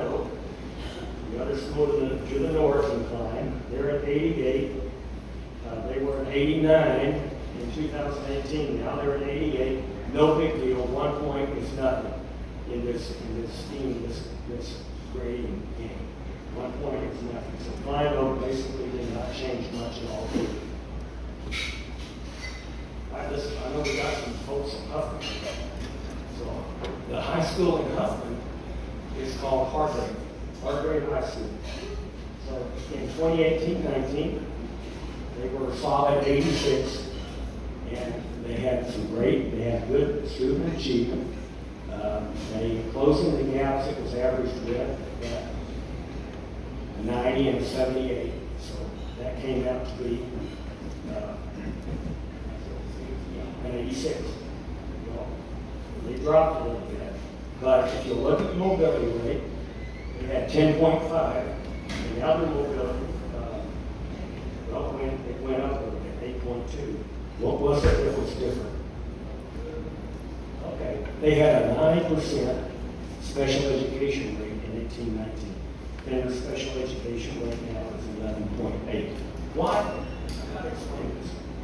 Why is special education significant in the grand scheme of things to determine a school rating? No Child Left Behind established that you can protect 1% of your special education population. Only 1% can be protected from taking the STAR. 1%. That means 99% of your special education students have to be in the regular education classroom, getting prepared to take the STAR. Working with the regular ed teacher. She'll have that. Hopefully she'll have education professional aides in there to help her. But this becomes a money issue. Will the district provide what it has to provide in order to give that regular ed teacher the help that they need? Now, if you're a special education parent, that's where you want your kid. You want them in the regular classroom. You know that that's where they're going to get the best education. But it's a two-edged sword. It's tough for the teacher to do all the modifications that have to be done for all the kids. That's why special education is significant. higher that special education rate is in the school, the more difficult it is to overcome the challenges. Okay. That's hard grade. Hard grade now is an 84. Went from an 86 to an 84. No big deal. Still a solid grade. Here we're not going to get into C schools. I can get this out. Here's Klein Forest. I think Klein Forest has always been looked upon as not so good a school. And nothing could be further from the truth. Their rating is lower than the other 4 high schools that are all Bs. Their rating is lower because they have more significant challenges. That's it in a nutshell. 14.3% mobility. Klein Forest is now at 72. They have 15.8% mobility. And other C schools, remember these percentages, is Aldine. Aldine is very special to me and Connie. That's where we met. We had great memories from Aldine High School. Great memories. Well, they're a C school. They're an example of a C school. Their mobility rate now is 16.6%. Their economically disadvantage is 90.6%. That's hard to overcome. And the ELs, why are the ELs significant? Because you got to teach them English. Their test counts. You got to get them ready for the test. They don't know the language. Too bad. You got to take it anyway. Okay. All right. North Forest, the area that I did demographics in. My dissertation. They've been at D for a long time, D or F. You can see the percentage that are up there, 23.8% mobility, 27% mobility. They are now a 74. North Forest is a C campus. I'm proud of them. They've got the rating up. Kudos to them. Great. The pressure has been relieved a little bit. Wheatley was the whipping post of Commissioner Morale for many years. Wheatley is in HISD. He was going to shut down the entire district and bring in a board of managers because Wheatley could not solve the testing outcomes. And guess what? Now they have. Wheatley is now at 78. And look at those percentages. They still had 24.5% mobility. But they did what had to be done. Congratulations to Wheatley for getting off of the poop list of TEA. We don't have time to go into school choice. I want you to write this name down. School choice is a hotly debated topic. Write down the name, Lisa Logan. Lisa Logan. She has some tremendous YouTubes. Yes, we've got her name on the list of people you can research, that you can depend on. What's wrong with vouchers? The money following the child. Are we willing to take the gamble? Are we willing to take the gamble? This is something you're going to have to get straight in your own mind before you vote on any proposition. I understand the draw. I do. You're wanting something. But you're leaving behind 95% of the kids who are in traditional public schools. You're leaving them behind. You're saying there's another out. We're going to go with the money, the backpack full of cash. Can we trust the politicians not to have strings attached? No. All right. I want to bring something to mind here. Move right through this because I want to get to this point. This is where UNESCO comes in. They're involved very heavily in the education systems, and not just our schools, but around the world. Look at number 4 of their Sustainable Development Goals. quality education, sustainable development goals.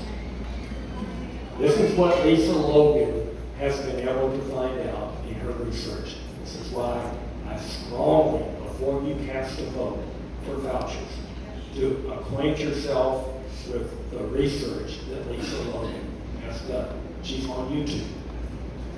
So the reason why, what she has uncovered, is the reason why they want so desperately to get their hands on private education and homeschool education. It's because every student is going to have a social emotional learning score. This is why Commissioner Morath mandated that these social emotional learning teams would now be measured. They would be measured on the test. All right, so every kid in public education is getting a social emotional learning score. Well, guess who's not getting that score? Kids who are in private education and homeschool education. They're not getting that score because they're not having their social emotional learning teams measured because they're not on the state system. So here's where Lisa Logan's research comes in. She has discovered, and you'll have to read this for yourself, school choice with every kid, homeschool, private school, public school. This is going to be used to determine a social credit score. Now, those of you who are in the know understand that the globalists have wanted to institute a social credit score for a long, long time. They have this in other parts of the world. So they're going to take an SEL score, social emotional learning score, that is being measured, and they're going to add that with a sustainable development goal score, and that is going to produce a social credit score. Now, we don't have time to go into the weeds and talk about that. You'll have to research it. You'll have to read about it yourself. But there's more to school choice than meets the eye. This is why our politicians, our bureaucrats, our media, big tech, everybody is pushing school choice. This is why. We can't forget about the 90% of kids, the 95%. Okay, so we're just going to move right on through this, folks.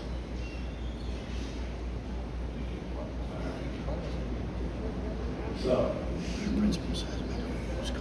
let's let the teacher do his or her job. We need to return education to the teacher. And when politicians say whatever gets measured gets fixed, nothing could be further from the truth. They are dead wrong.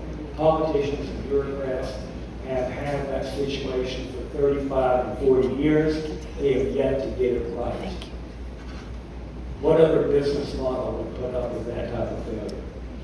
The school reform movement that started in the early 80s has not fixed our issues in public education. In its wake is an education system horribly broken.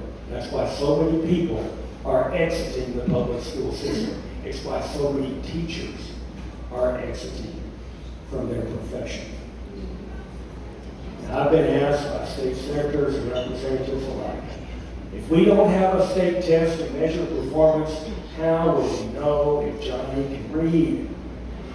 My answer is always the same. The teacher will know. And the teacher can teach Johnny how to read if she's just given a chance. The teacher working with the parent can solve Johnny's issues. So we must have the courage to change.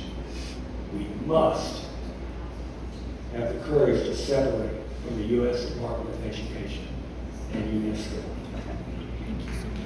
We have to remove the accountability system and stop grading the students. The only standardized test that should be allowed is a diagnostic test, like the Iowa test, the PSAT, the SAT, and the ACT. None of these tests can be corrected through Campbell's Law. They don't get into producing a rating or are involved in teachers' evaluation. All right, so this is basically the end of my presentation. Here's some ideas from our son Bobby. He's taking part in this march. This is in 2012, when he signed the memorial. That's the president of the student body, Lashley. And their Bobby will say East Side Memorial High School. There's the body and ravage. There's Connie and I with Charlotte Iserby. Write down that name, Charlotte Iserby. She's a wealth of information. We went up to Maine and met with her in 2012. And here I am, had the honor of meeting Alan West. That's Alice Linehan. That's Alice Linehan and Rebecca Forrest. We met together in 2022 in Dallas. We're showing up in Miami. So here's my book. If you want to buy a copy, it's only $10. I think Connie has Venmo set up, but if you have $10, then that's all you need. If you have 20, we'll be able to bring. So I hope you enjoyed that. I hope you learned a few things, and I thank you once again. Appreciate you very much.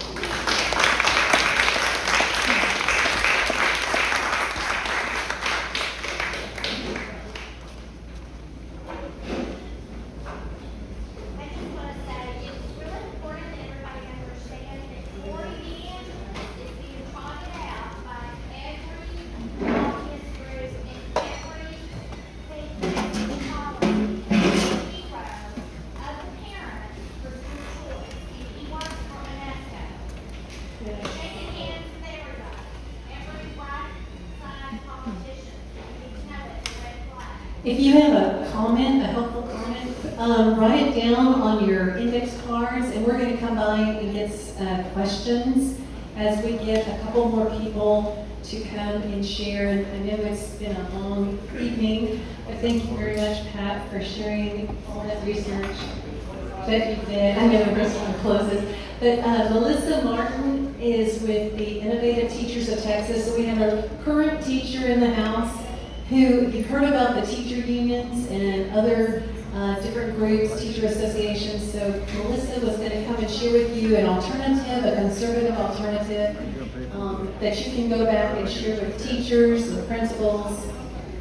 And she came a long way. So tell us about your work.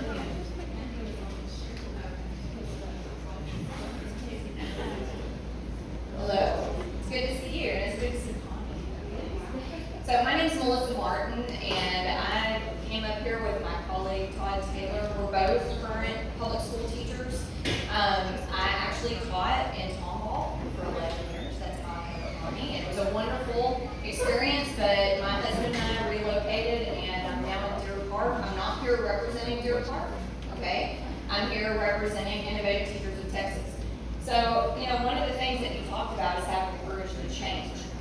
And about 3 years ago, there were 3 of us that said the teacher unions have lost their ever-loving minds, okay? And so we started a new organization, the Innovative Teachers of Texas, because we were pretty disgusted with what we saw with the teacher unions. And I think probably everybody in here feels that. Maybe a lot of y'all didn't see so much of it, though, until COVID. And it was really interesting. I believe it was God's timing, because we got everything in place. We were able to start taking members, and it was just a couple of months later that COVID hit, everything shut down, and the teacher unions showed their true colors.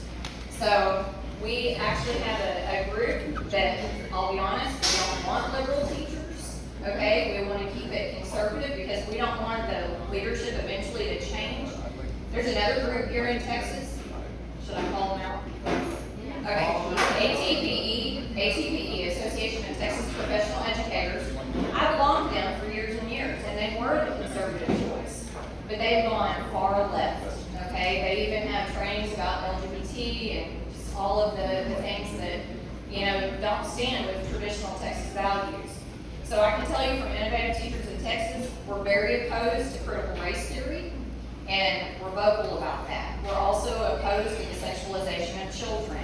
And we were the only group that was supportive of getting the books that are sexualizing children out of the libraries. We think it's ridiculous they're calling it banning of books, because if parents want their kids to read that smut, they can order it on Amazon. Okay, I'm sorry. I'm kind of brash. Is that okay? Okay. I've never been accused of being tactful. So, I know, I don't know how I survived in public school. But I love being a public school teacher, and I'm not ready to give up on public schools, okay? I don't think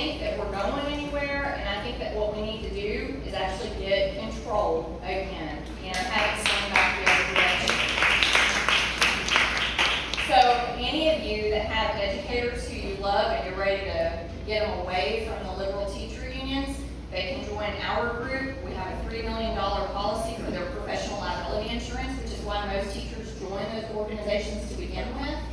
We have different types of attorneys, and one of them happens to be Brisker Kane. He is our, I don't know if y'all know him, the Democrats hate him because he is considered the most conservative representative in the state of Texas.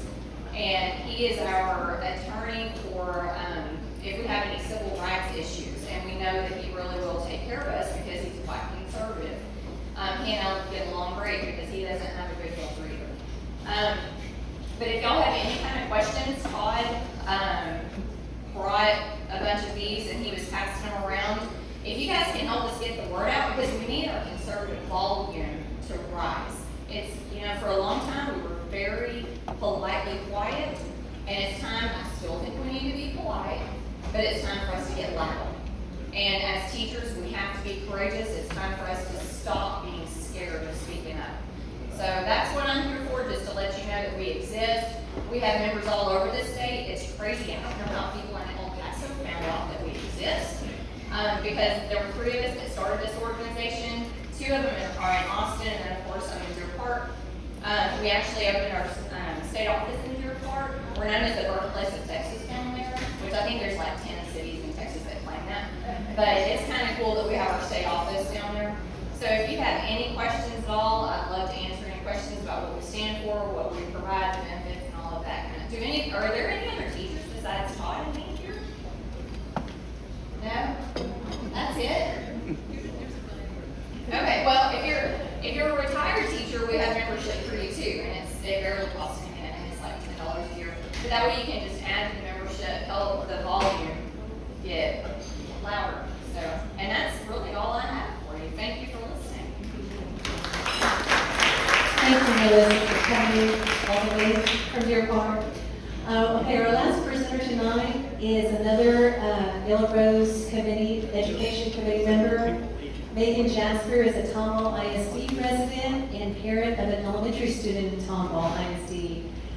Megan last year shared with us things to put in our backpack, a school kit for parents. And this year she's going to talk to us a little bit more about what she's learned over the last couple of years of working with her school board and parents and stuff. So thank you, Megan. Okay, if you are having to leave early and you'd like a book, Connie is sitting over there, and I'll go out there. she'll go outside, and if you would like to. Come on.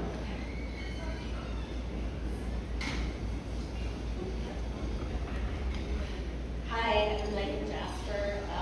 Like MaryAnn said, I'm a mom of a second grader now here at Tomball.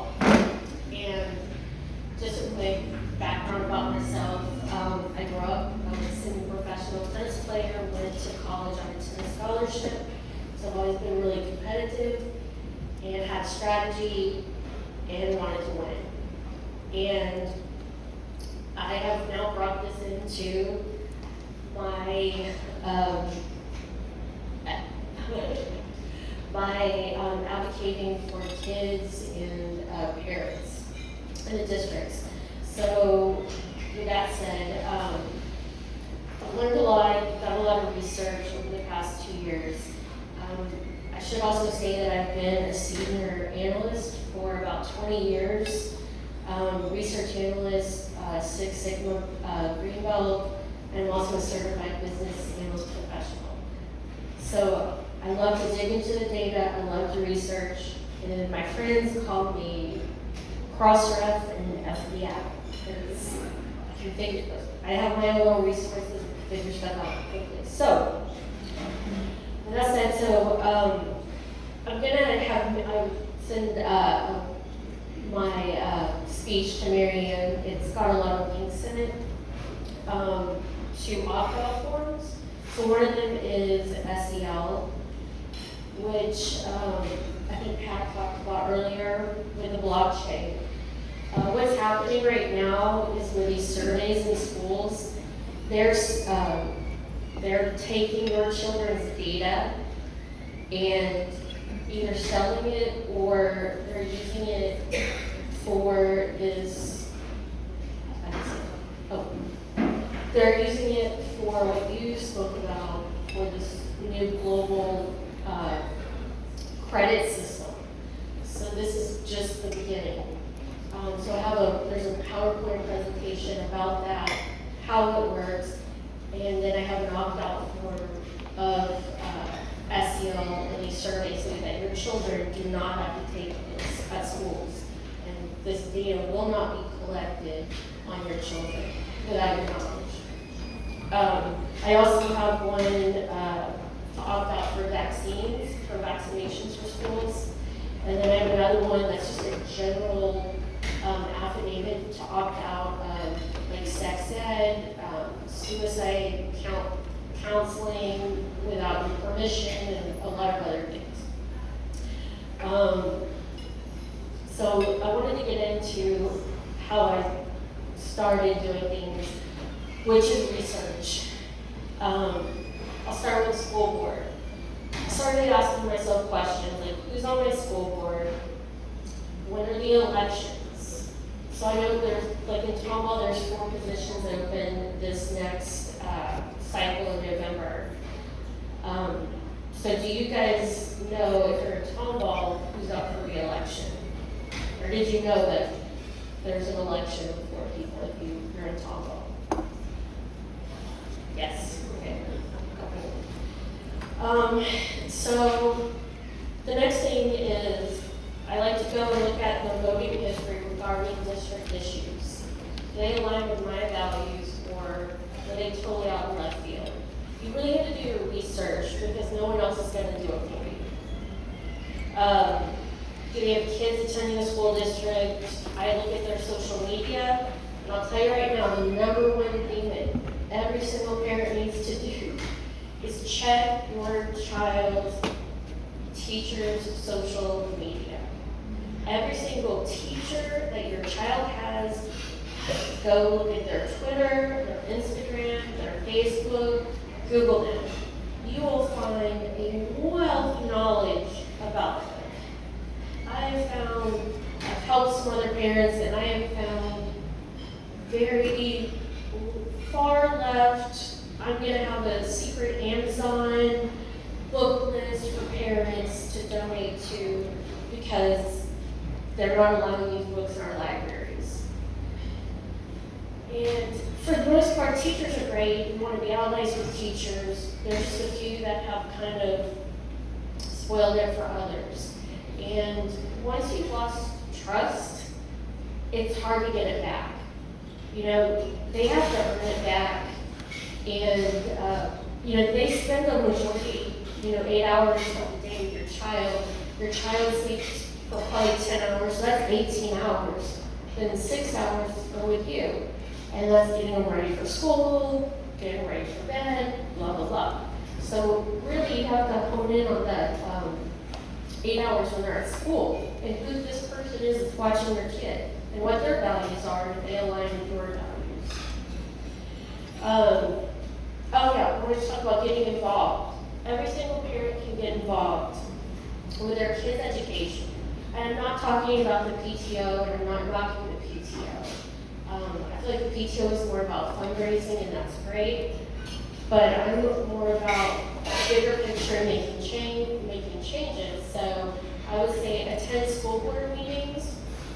You can check your district's website, and they'll have instructions about how to sign up for them because every district is different. In addition to that, there's SHAC, which we have Jennifer Cracky here, who's one of the members of SHAC, and she helped research one of the health books for Tomball to, she kind of went through it, and Tomball ended up not approving it because they wanted to, this particular health book wanted to replace mother with pregnant person through the whole thing.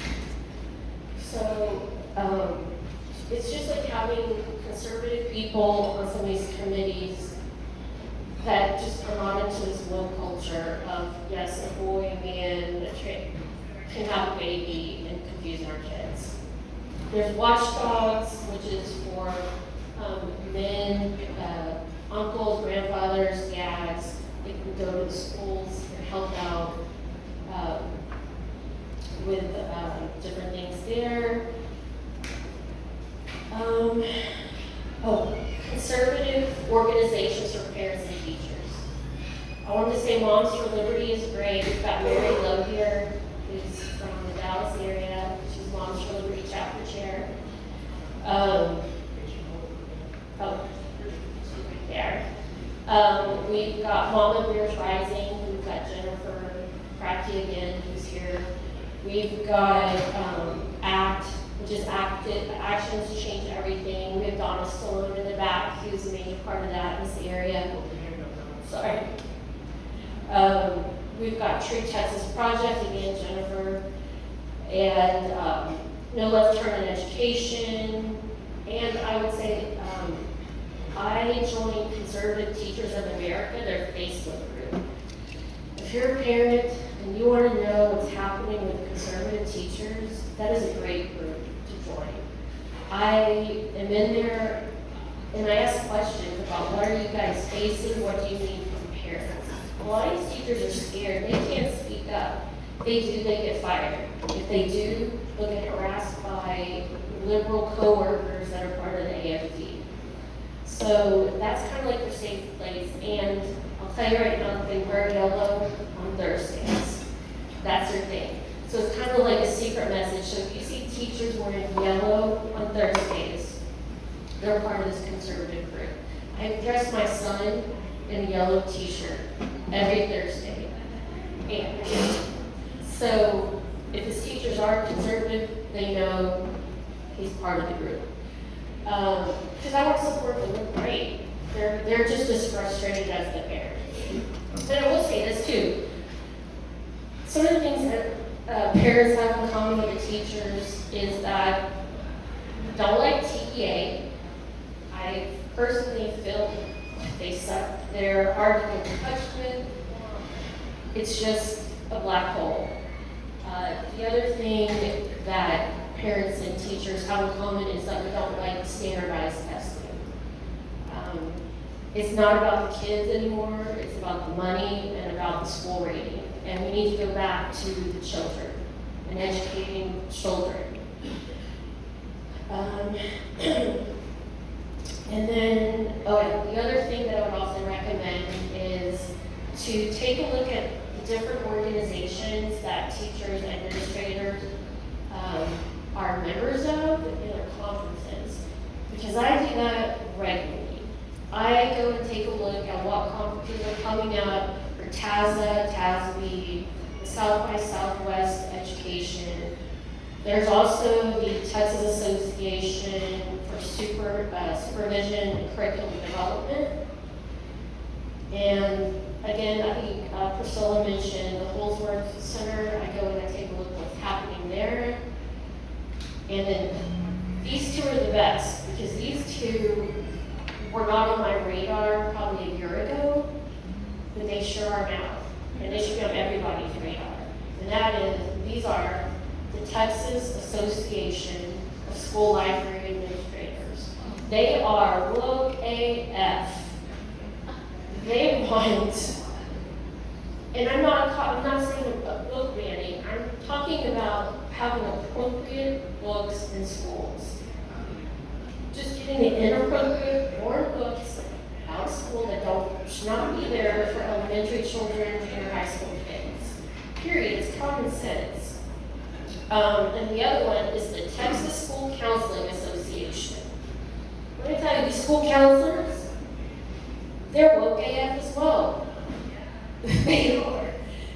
I've seen so many things online on Twitter of some of these counselors in HISD and Sci-Fair and other places in Harris County, where they want to have this, their place is a secret place for the kids to come and the parents don't have to know about it. And if you're keeping secrets from parents, that's an issue with children. So I definitely have, so anyways, just to summarize that, two of the things to keep on your radar are these librarians and the counselors, and just keep tabs on that. I also keep tabs on the Texas AFT. I go and look at their Facebook like 2 or 3 times a week to see what they're chatting about. And it's usually something far left, and it's not about parents' rights. And they're on the record about saying that parents don't have parental rights in schools. Randy Weingart. And I want to say, Melissa, that was up here earlier. I was listening to Michael Berry this morning, and he was talking about you, and that he wanted to do an interview with you on his show. So I don't know if she's still here. Oh, yeah. Anyway, so yeah, he wants to do an interview with her. With the organization. I just heard Melissa in the organization, and then she was here tonight. I'm like, okay, that's who he was talking about. And oh, the other one. This is the final thing. Texas Pastors for Public Schools. That sounds great and angelic and wonderful. No. They are in bed with the Texas AFT. They are woke AF as well. They are 2 peas in a pod. It's Texas Pastors and the Texas AFT. They have their own agenda. They are far left. And all I can say is parents have to push back, speak up. Don't be afraid that's going to happen to you. A lot of these teachers can't speak, and you can help be a voice for teachers. I get a lot of teachers that private message me about things that are happening in our district and what they see, and they're scared. They're really scared to go to the administration or say anything. So be a voice for teachers.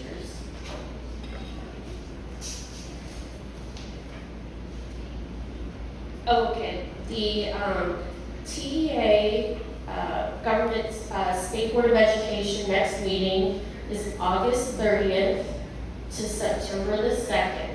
So anyone and everyone can go to the state capitol, go to Austin, and testify for the State Board of Education. You can see what's on the agenda. The TEACs will be on the agenda. And you can sign up to speak, is that August 28th?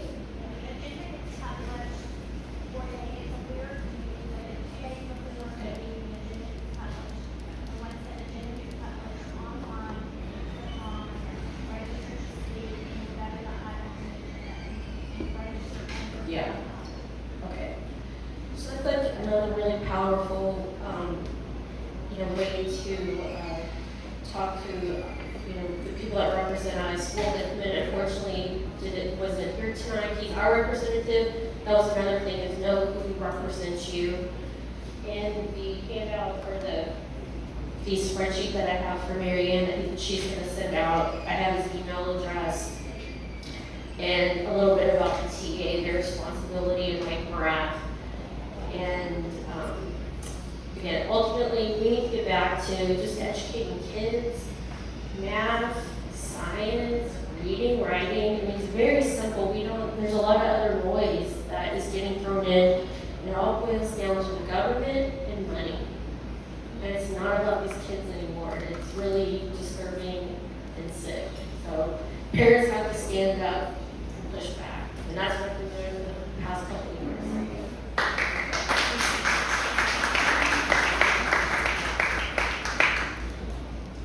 Okay, we're going to have a quick announcement section from the president of our Yellow Rose Club, Kay Tyner.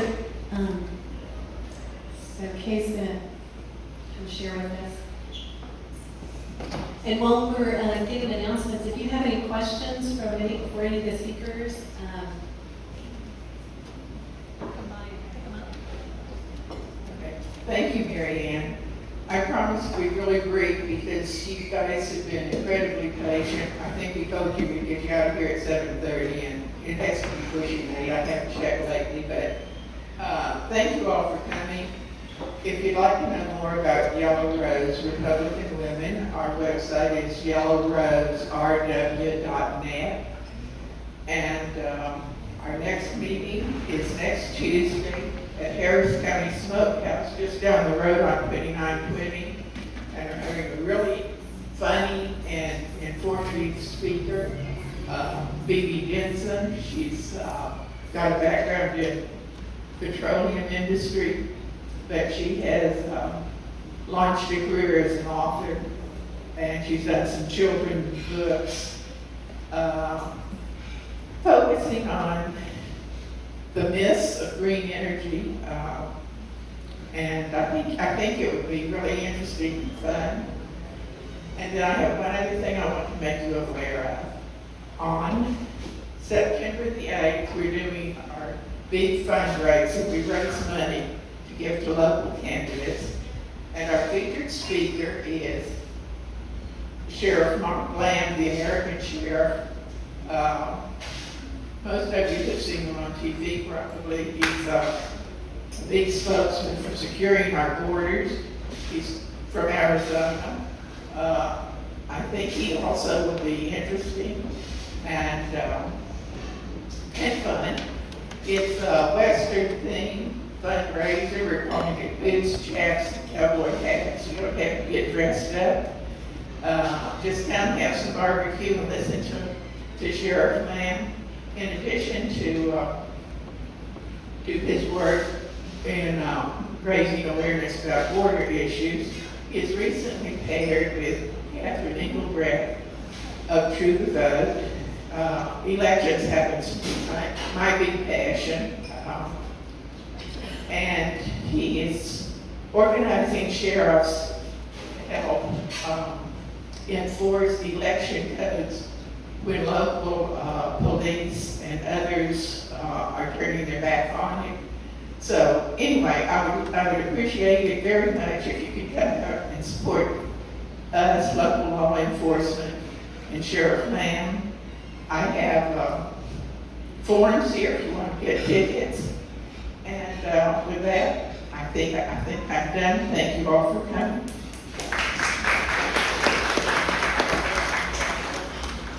Okay, tonight before we wrap up, we have some candidates who are running for local school boards. So if you are a candidate, we would like you to come up front, and you can make your way this way now. We'll just kind of make a little line right here. So if you're running for, I met some earlier Tomball ISD candidates. If you're on the ballot this November, we'd like to get to meet you. We are going to time you. Now it's the parents' turn to flip it. We're going to give you 30 seconds to tell us your name and position and what school district you're running for. So it should go pretty fast.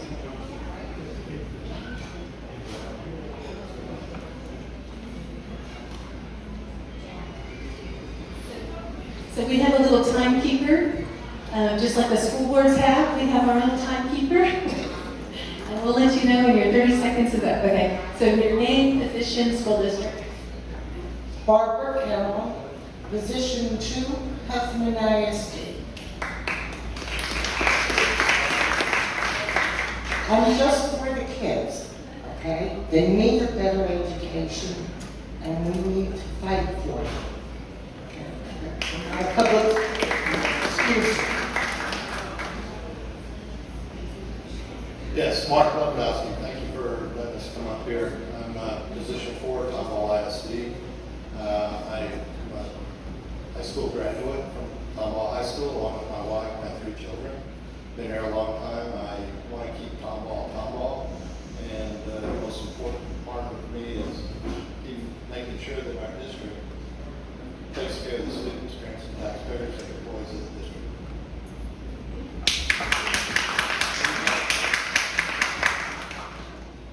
Okay, I'm John Estravic. I'm running for position 3, Tomball ISD.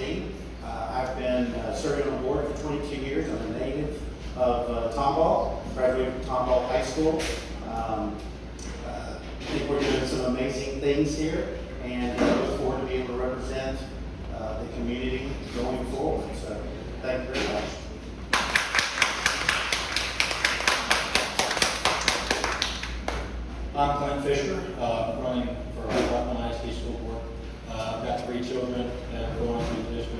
one just graduated. I've got 2 more coming up. There's been some things that really have been brought to my attention, and I'm really wanting to make a change, especially with 2 other children coming up. So, that's it. Thank you.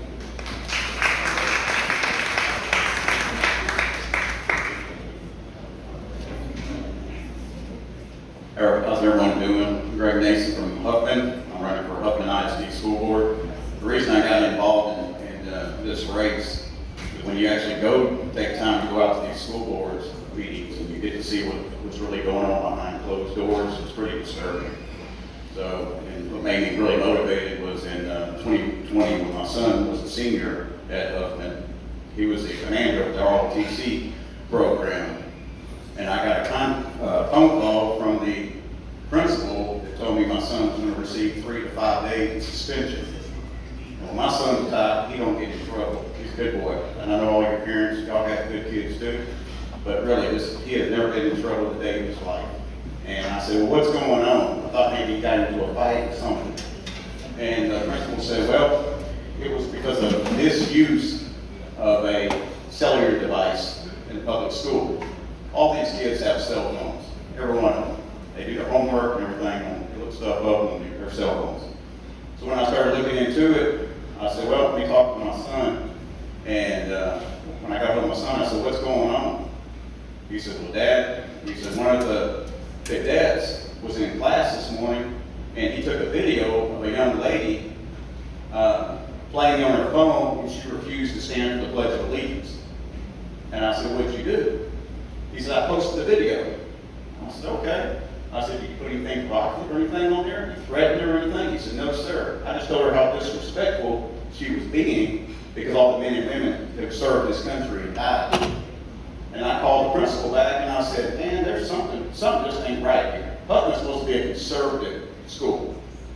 And the principal says, well, you know, we can't allow kids to post things during school hours. And I said, okay. I understand that, but most of these other kids are posting all kinds of stuff. And he said, well, it's not up for debate. Your kid violated, such and such use of a cellular device, and he can receive, 2 to 3 days, 2 to 5, or 3 days to 5 days suspension. I said, okay, give it if you want to. But anyway, got me started, all right? So anyway, the superintendent calls me. He gives me this bunch of baloney, telling he's protecting the school and the kids and everything else. Make a long story short, I found a constitutional attorney, and about $17,500 later, we went to the school board. And I helped several of these school board members get involved with the school board. And you think that they're conservative, you think they're there for you and your family, I can promise you, when it gets down to the nut cutting, I guarantee you're going to find out where they stand. They are like a pine tree swaying in the wind. Which way that wind's blowing, they're going to go. So anyway, the attorney brings all these videos of all these kids fighting and this provocative stuff that these kids are doing in the bathrooms. My lawyer looks at the superintendent, the board of trustees, and says, is this allowed? Oh, we're not going to discuss any of this that's going on. We're here to discuss this young man. So, anyway, one board member out of the 7 came over and shook my son's hand. And then so my son looking to get a scholarship, we thought maybe this is going to affect his scholarship. So they said, well, they're going to review it and they'll get back with us. The lawyer says, well, you know what? If he goes to school, they're going to suspend him, so keep him home. After 14 days, we get notified from the school saying if he ain't there, then he's going to have to repeat his senior year. So when we send him to school, they give him after-school detention. 2 days. And this is the case that was going, continued to go on, and it took a little time. And I was pretty disturbed at this school that calls themselves conservatives. But again, if we as parents, as residents of these communities, if we don't get involved, I'm telling you, if they can persecute a young man has had 0 disciplinary actions, if they can punish that kid, they can punish any of them. And if these people, these board of trustees, if they're not going to stand up for a young man who's out here, has been in an ROTC program for 4 years, who was a commander. If they're not going to stand up for him, standing up for the Pledge of Allegiance, I guarantee you they're going to vote like at the cards when it comes to the CRT and all this other garbage that's coming out there. Anyway, thank you.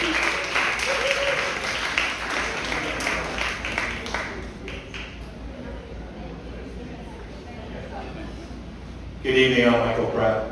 I'm on the Tomball ISD School Board, and we in Tomball, we stand for the Pledge of Allegiance, just for the record. I'm a conservative Christian. I'm a father, husband. I have children that are in the Tomball schools. I have a doctorate in education. I am a principled conservative that votes Republican. And I tell you, I'm focused on student outcome in the conversations we have in Tomball ISD. We're focused on their character, handshakes, eye contact, all the things that I think we're missing. And we continue to reinforce those in Tomball. Our financial condition is unbelievable. And so I'd like to continue that. Tomball is thriving. And like Mark, I want to keep Tomball Tomball. And for those in Tomball ISD, I'd appreciate your support. Thank you.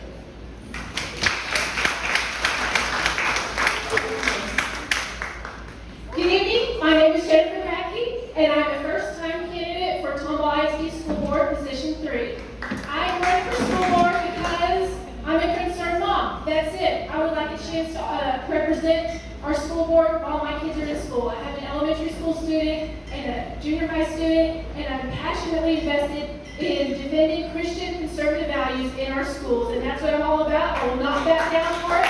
I will stand strong, and that's why I announced my candidacy 2 weeks ago. I have had all kinds of parents and teachers coming forward with concerns, and I want to create an atmosphere in the school board that is more welcoming to parents, more transparent, more accountable. And test scores are wonderful and they're very important, but they're not all that matters, okay? Other things matter too. So that's why I'm running for school board. I appreciate you going to Jennifer for FORTISD.com is my website. And thank you so much. Please vote for me. Goodbye.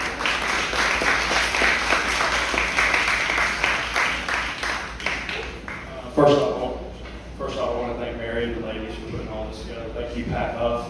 That was a great. Everything was great. Everything was true. I would kind of go over a little bit with that, but I know everybody's ready to go home. My name is Brett Guillory. I did run for Congress in Texas 38. I am a career educator.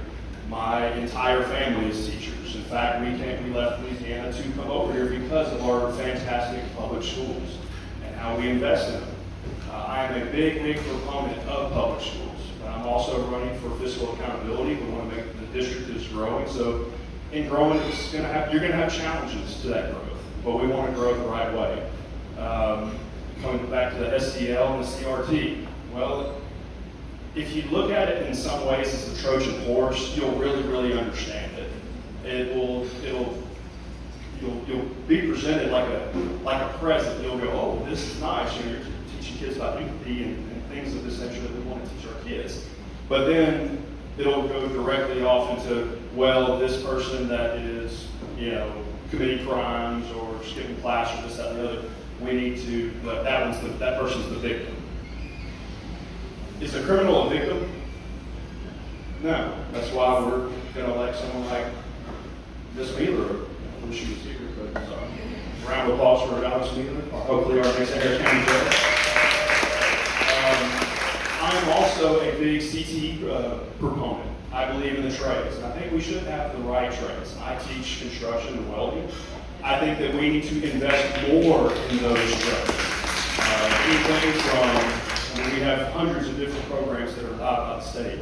Anything from cosmetology. I had one school district that I worked in, I let the girls cut, I don't have much hair, but I let them cut it, and they did great. We have, they bring back the carpentry, anything and everything. Those programs really help a lot of kids. And we want to support our public schools. You want to have great Friday night lights. You want to have all of those things. And like Pat Huff said, there's some challenges. That SEL, the reason why it's dangerous is, has anybody ever heard of ESG scores? Emotional social governance.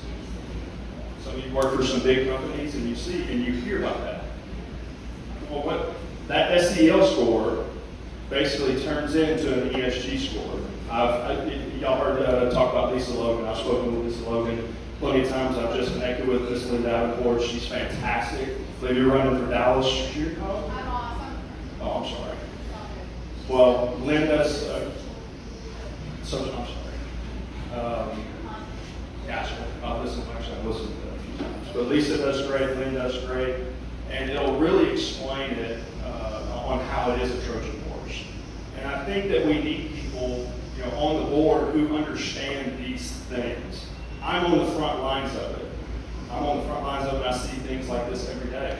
And what you want to do is you just want to ask questions, know your role on the board. Like I said, I'm very, very, pro-education. When you hire a superintendent, you allow them to do their job. That's what you hire them for. Just, ask questions. I'm sorry. Brett Hillary, I'm running in position 2, which is down south. But thank you. Hope I can get your vote. Thanks, everybody. I just want to remind you that we do have information on the back of the yellow flyer. Lynn Davenport, all the way from Dallas, she has a podcast, a wonderful podcast. I put some of the links, and if you signed our sign-in sheet, I will send you a copy of other handouts. So if you did take the time to give us your email, we'll be getting you some more information. So thank y'all, everybody, for coming. We appreciate it. I know the restaurant closes at 8, so we're over that, but thank y'all for being here.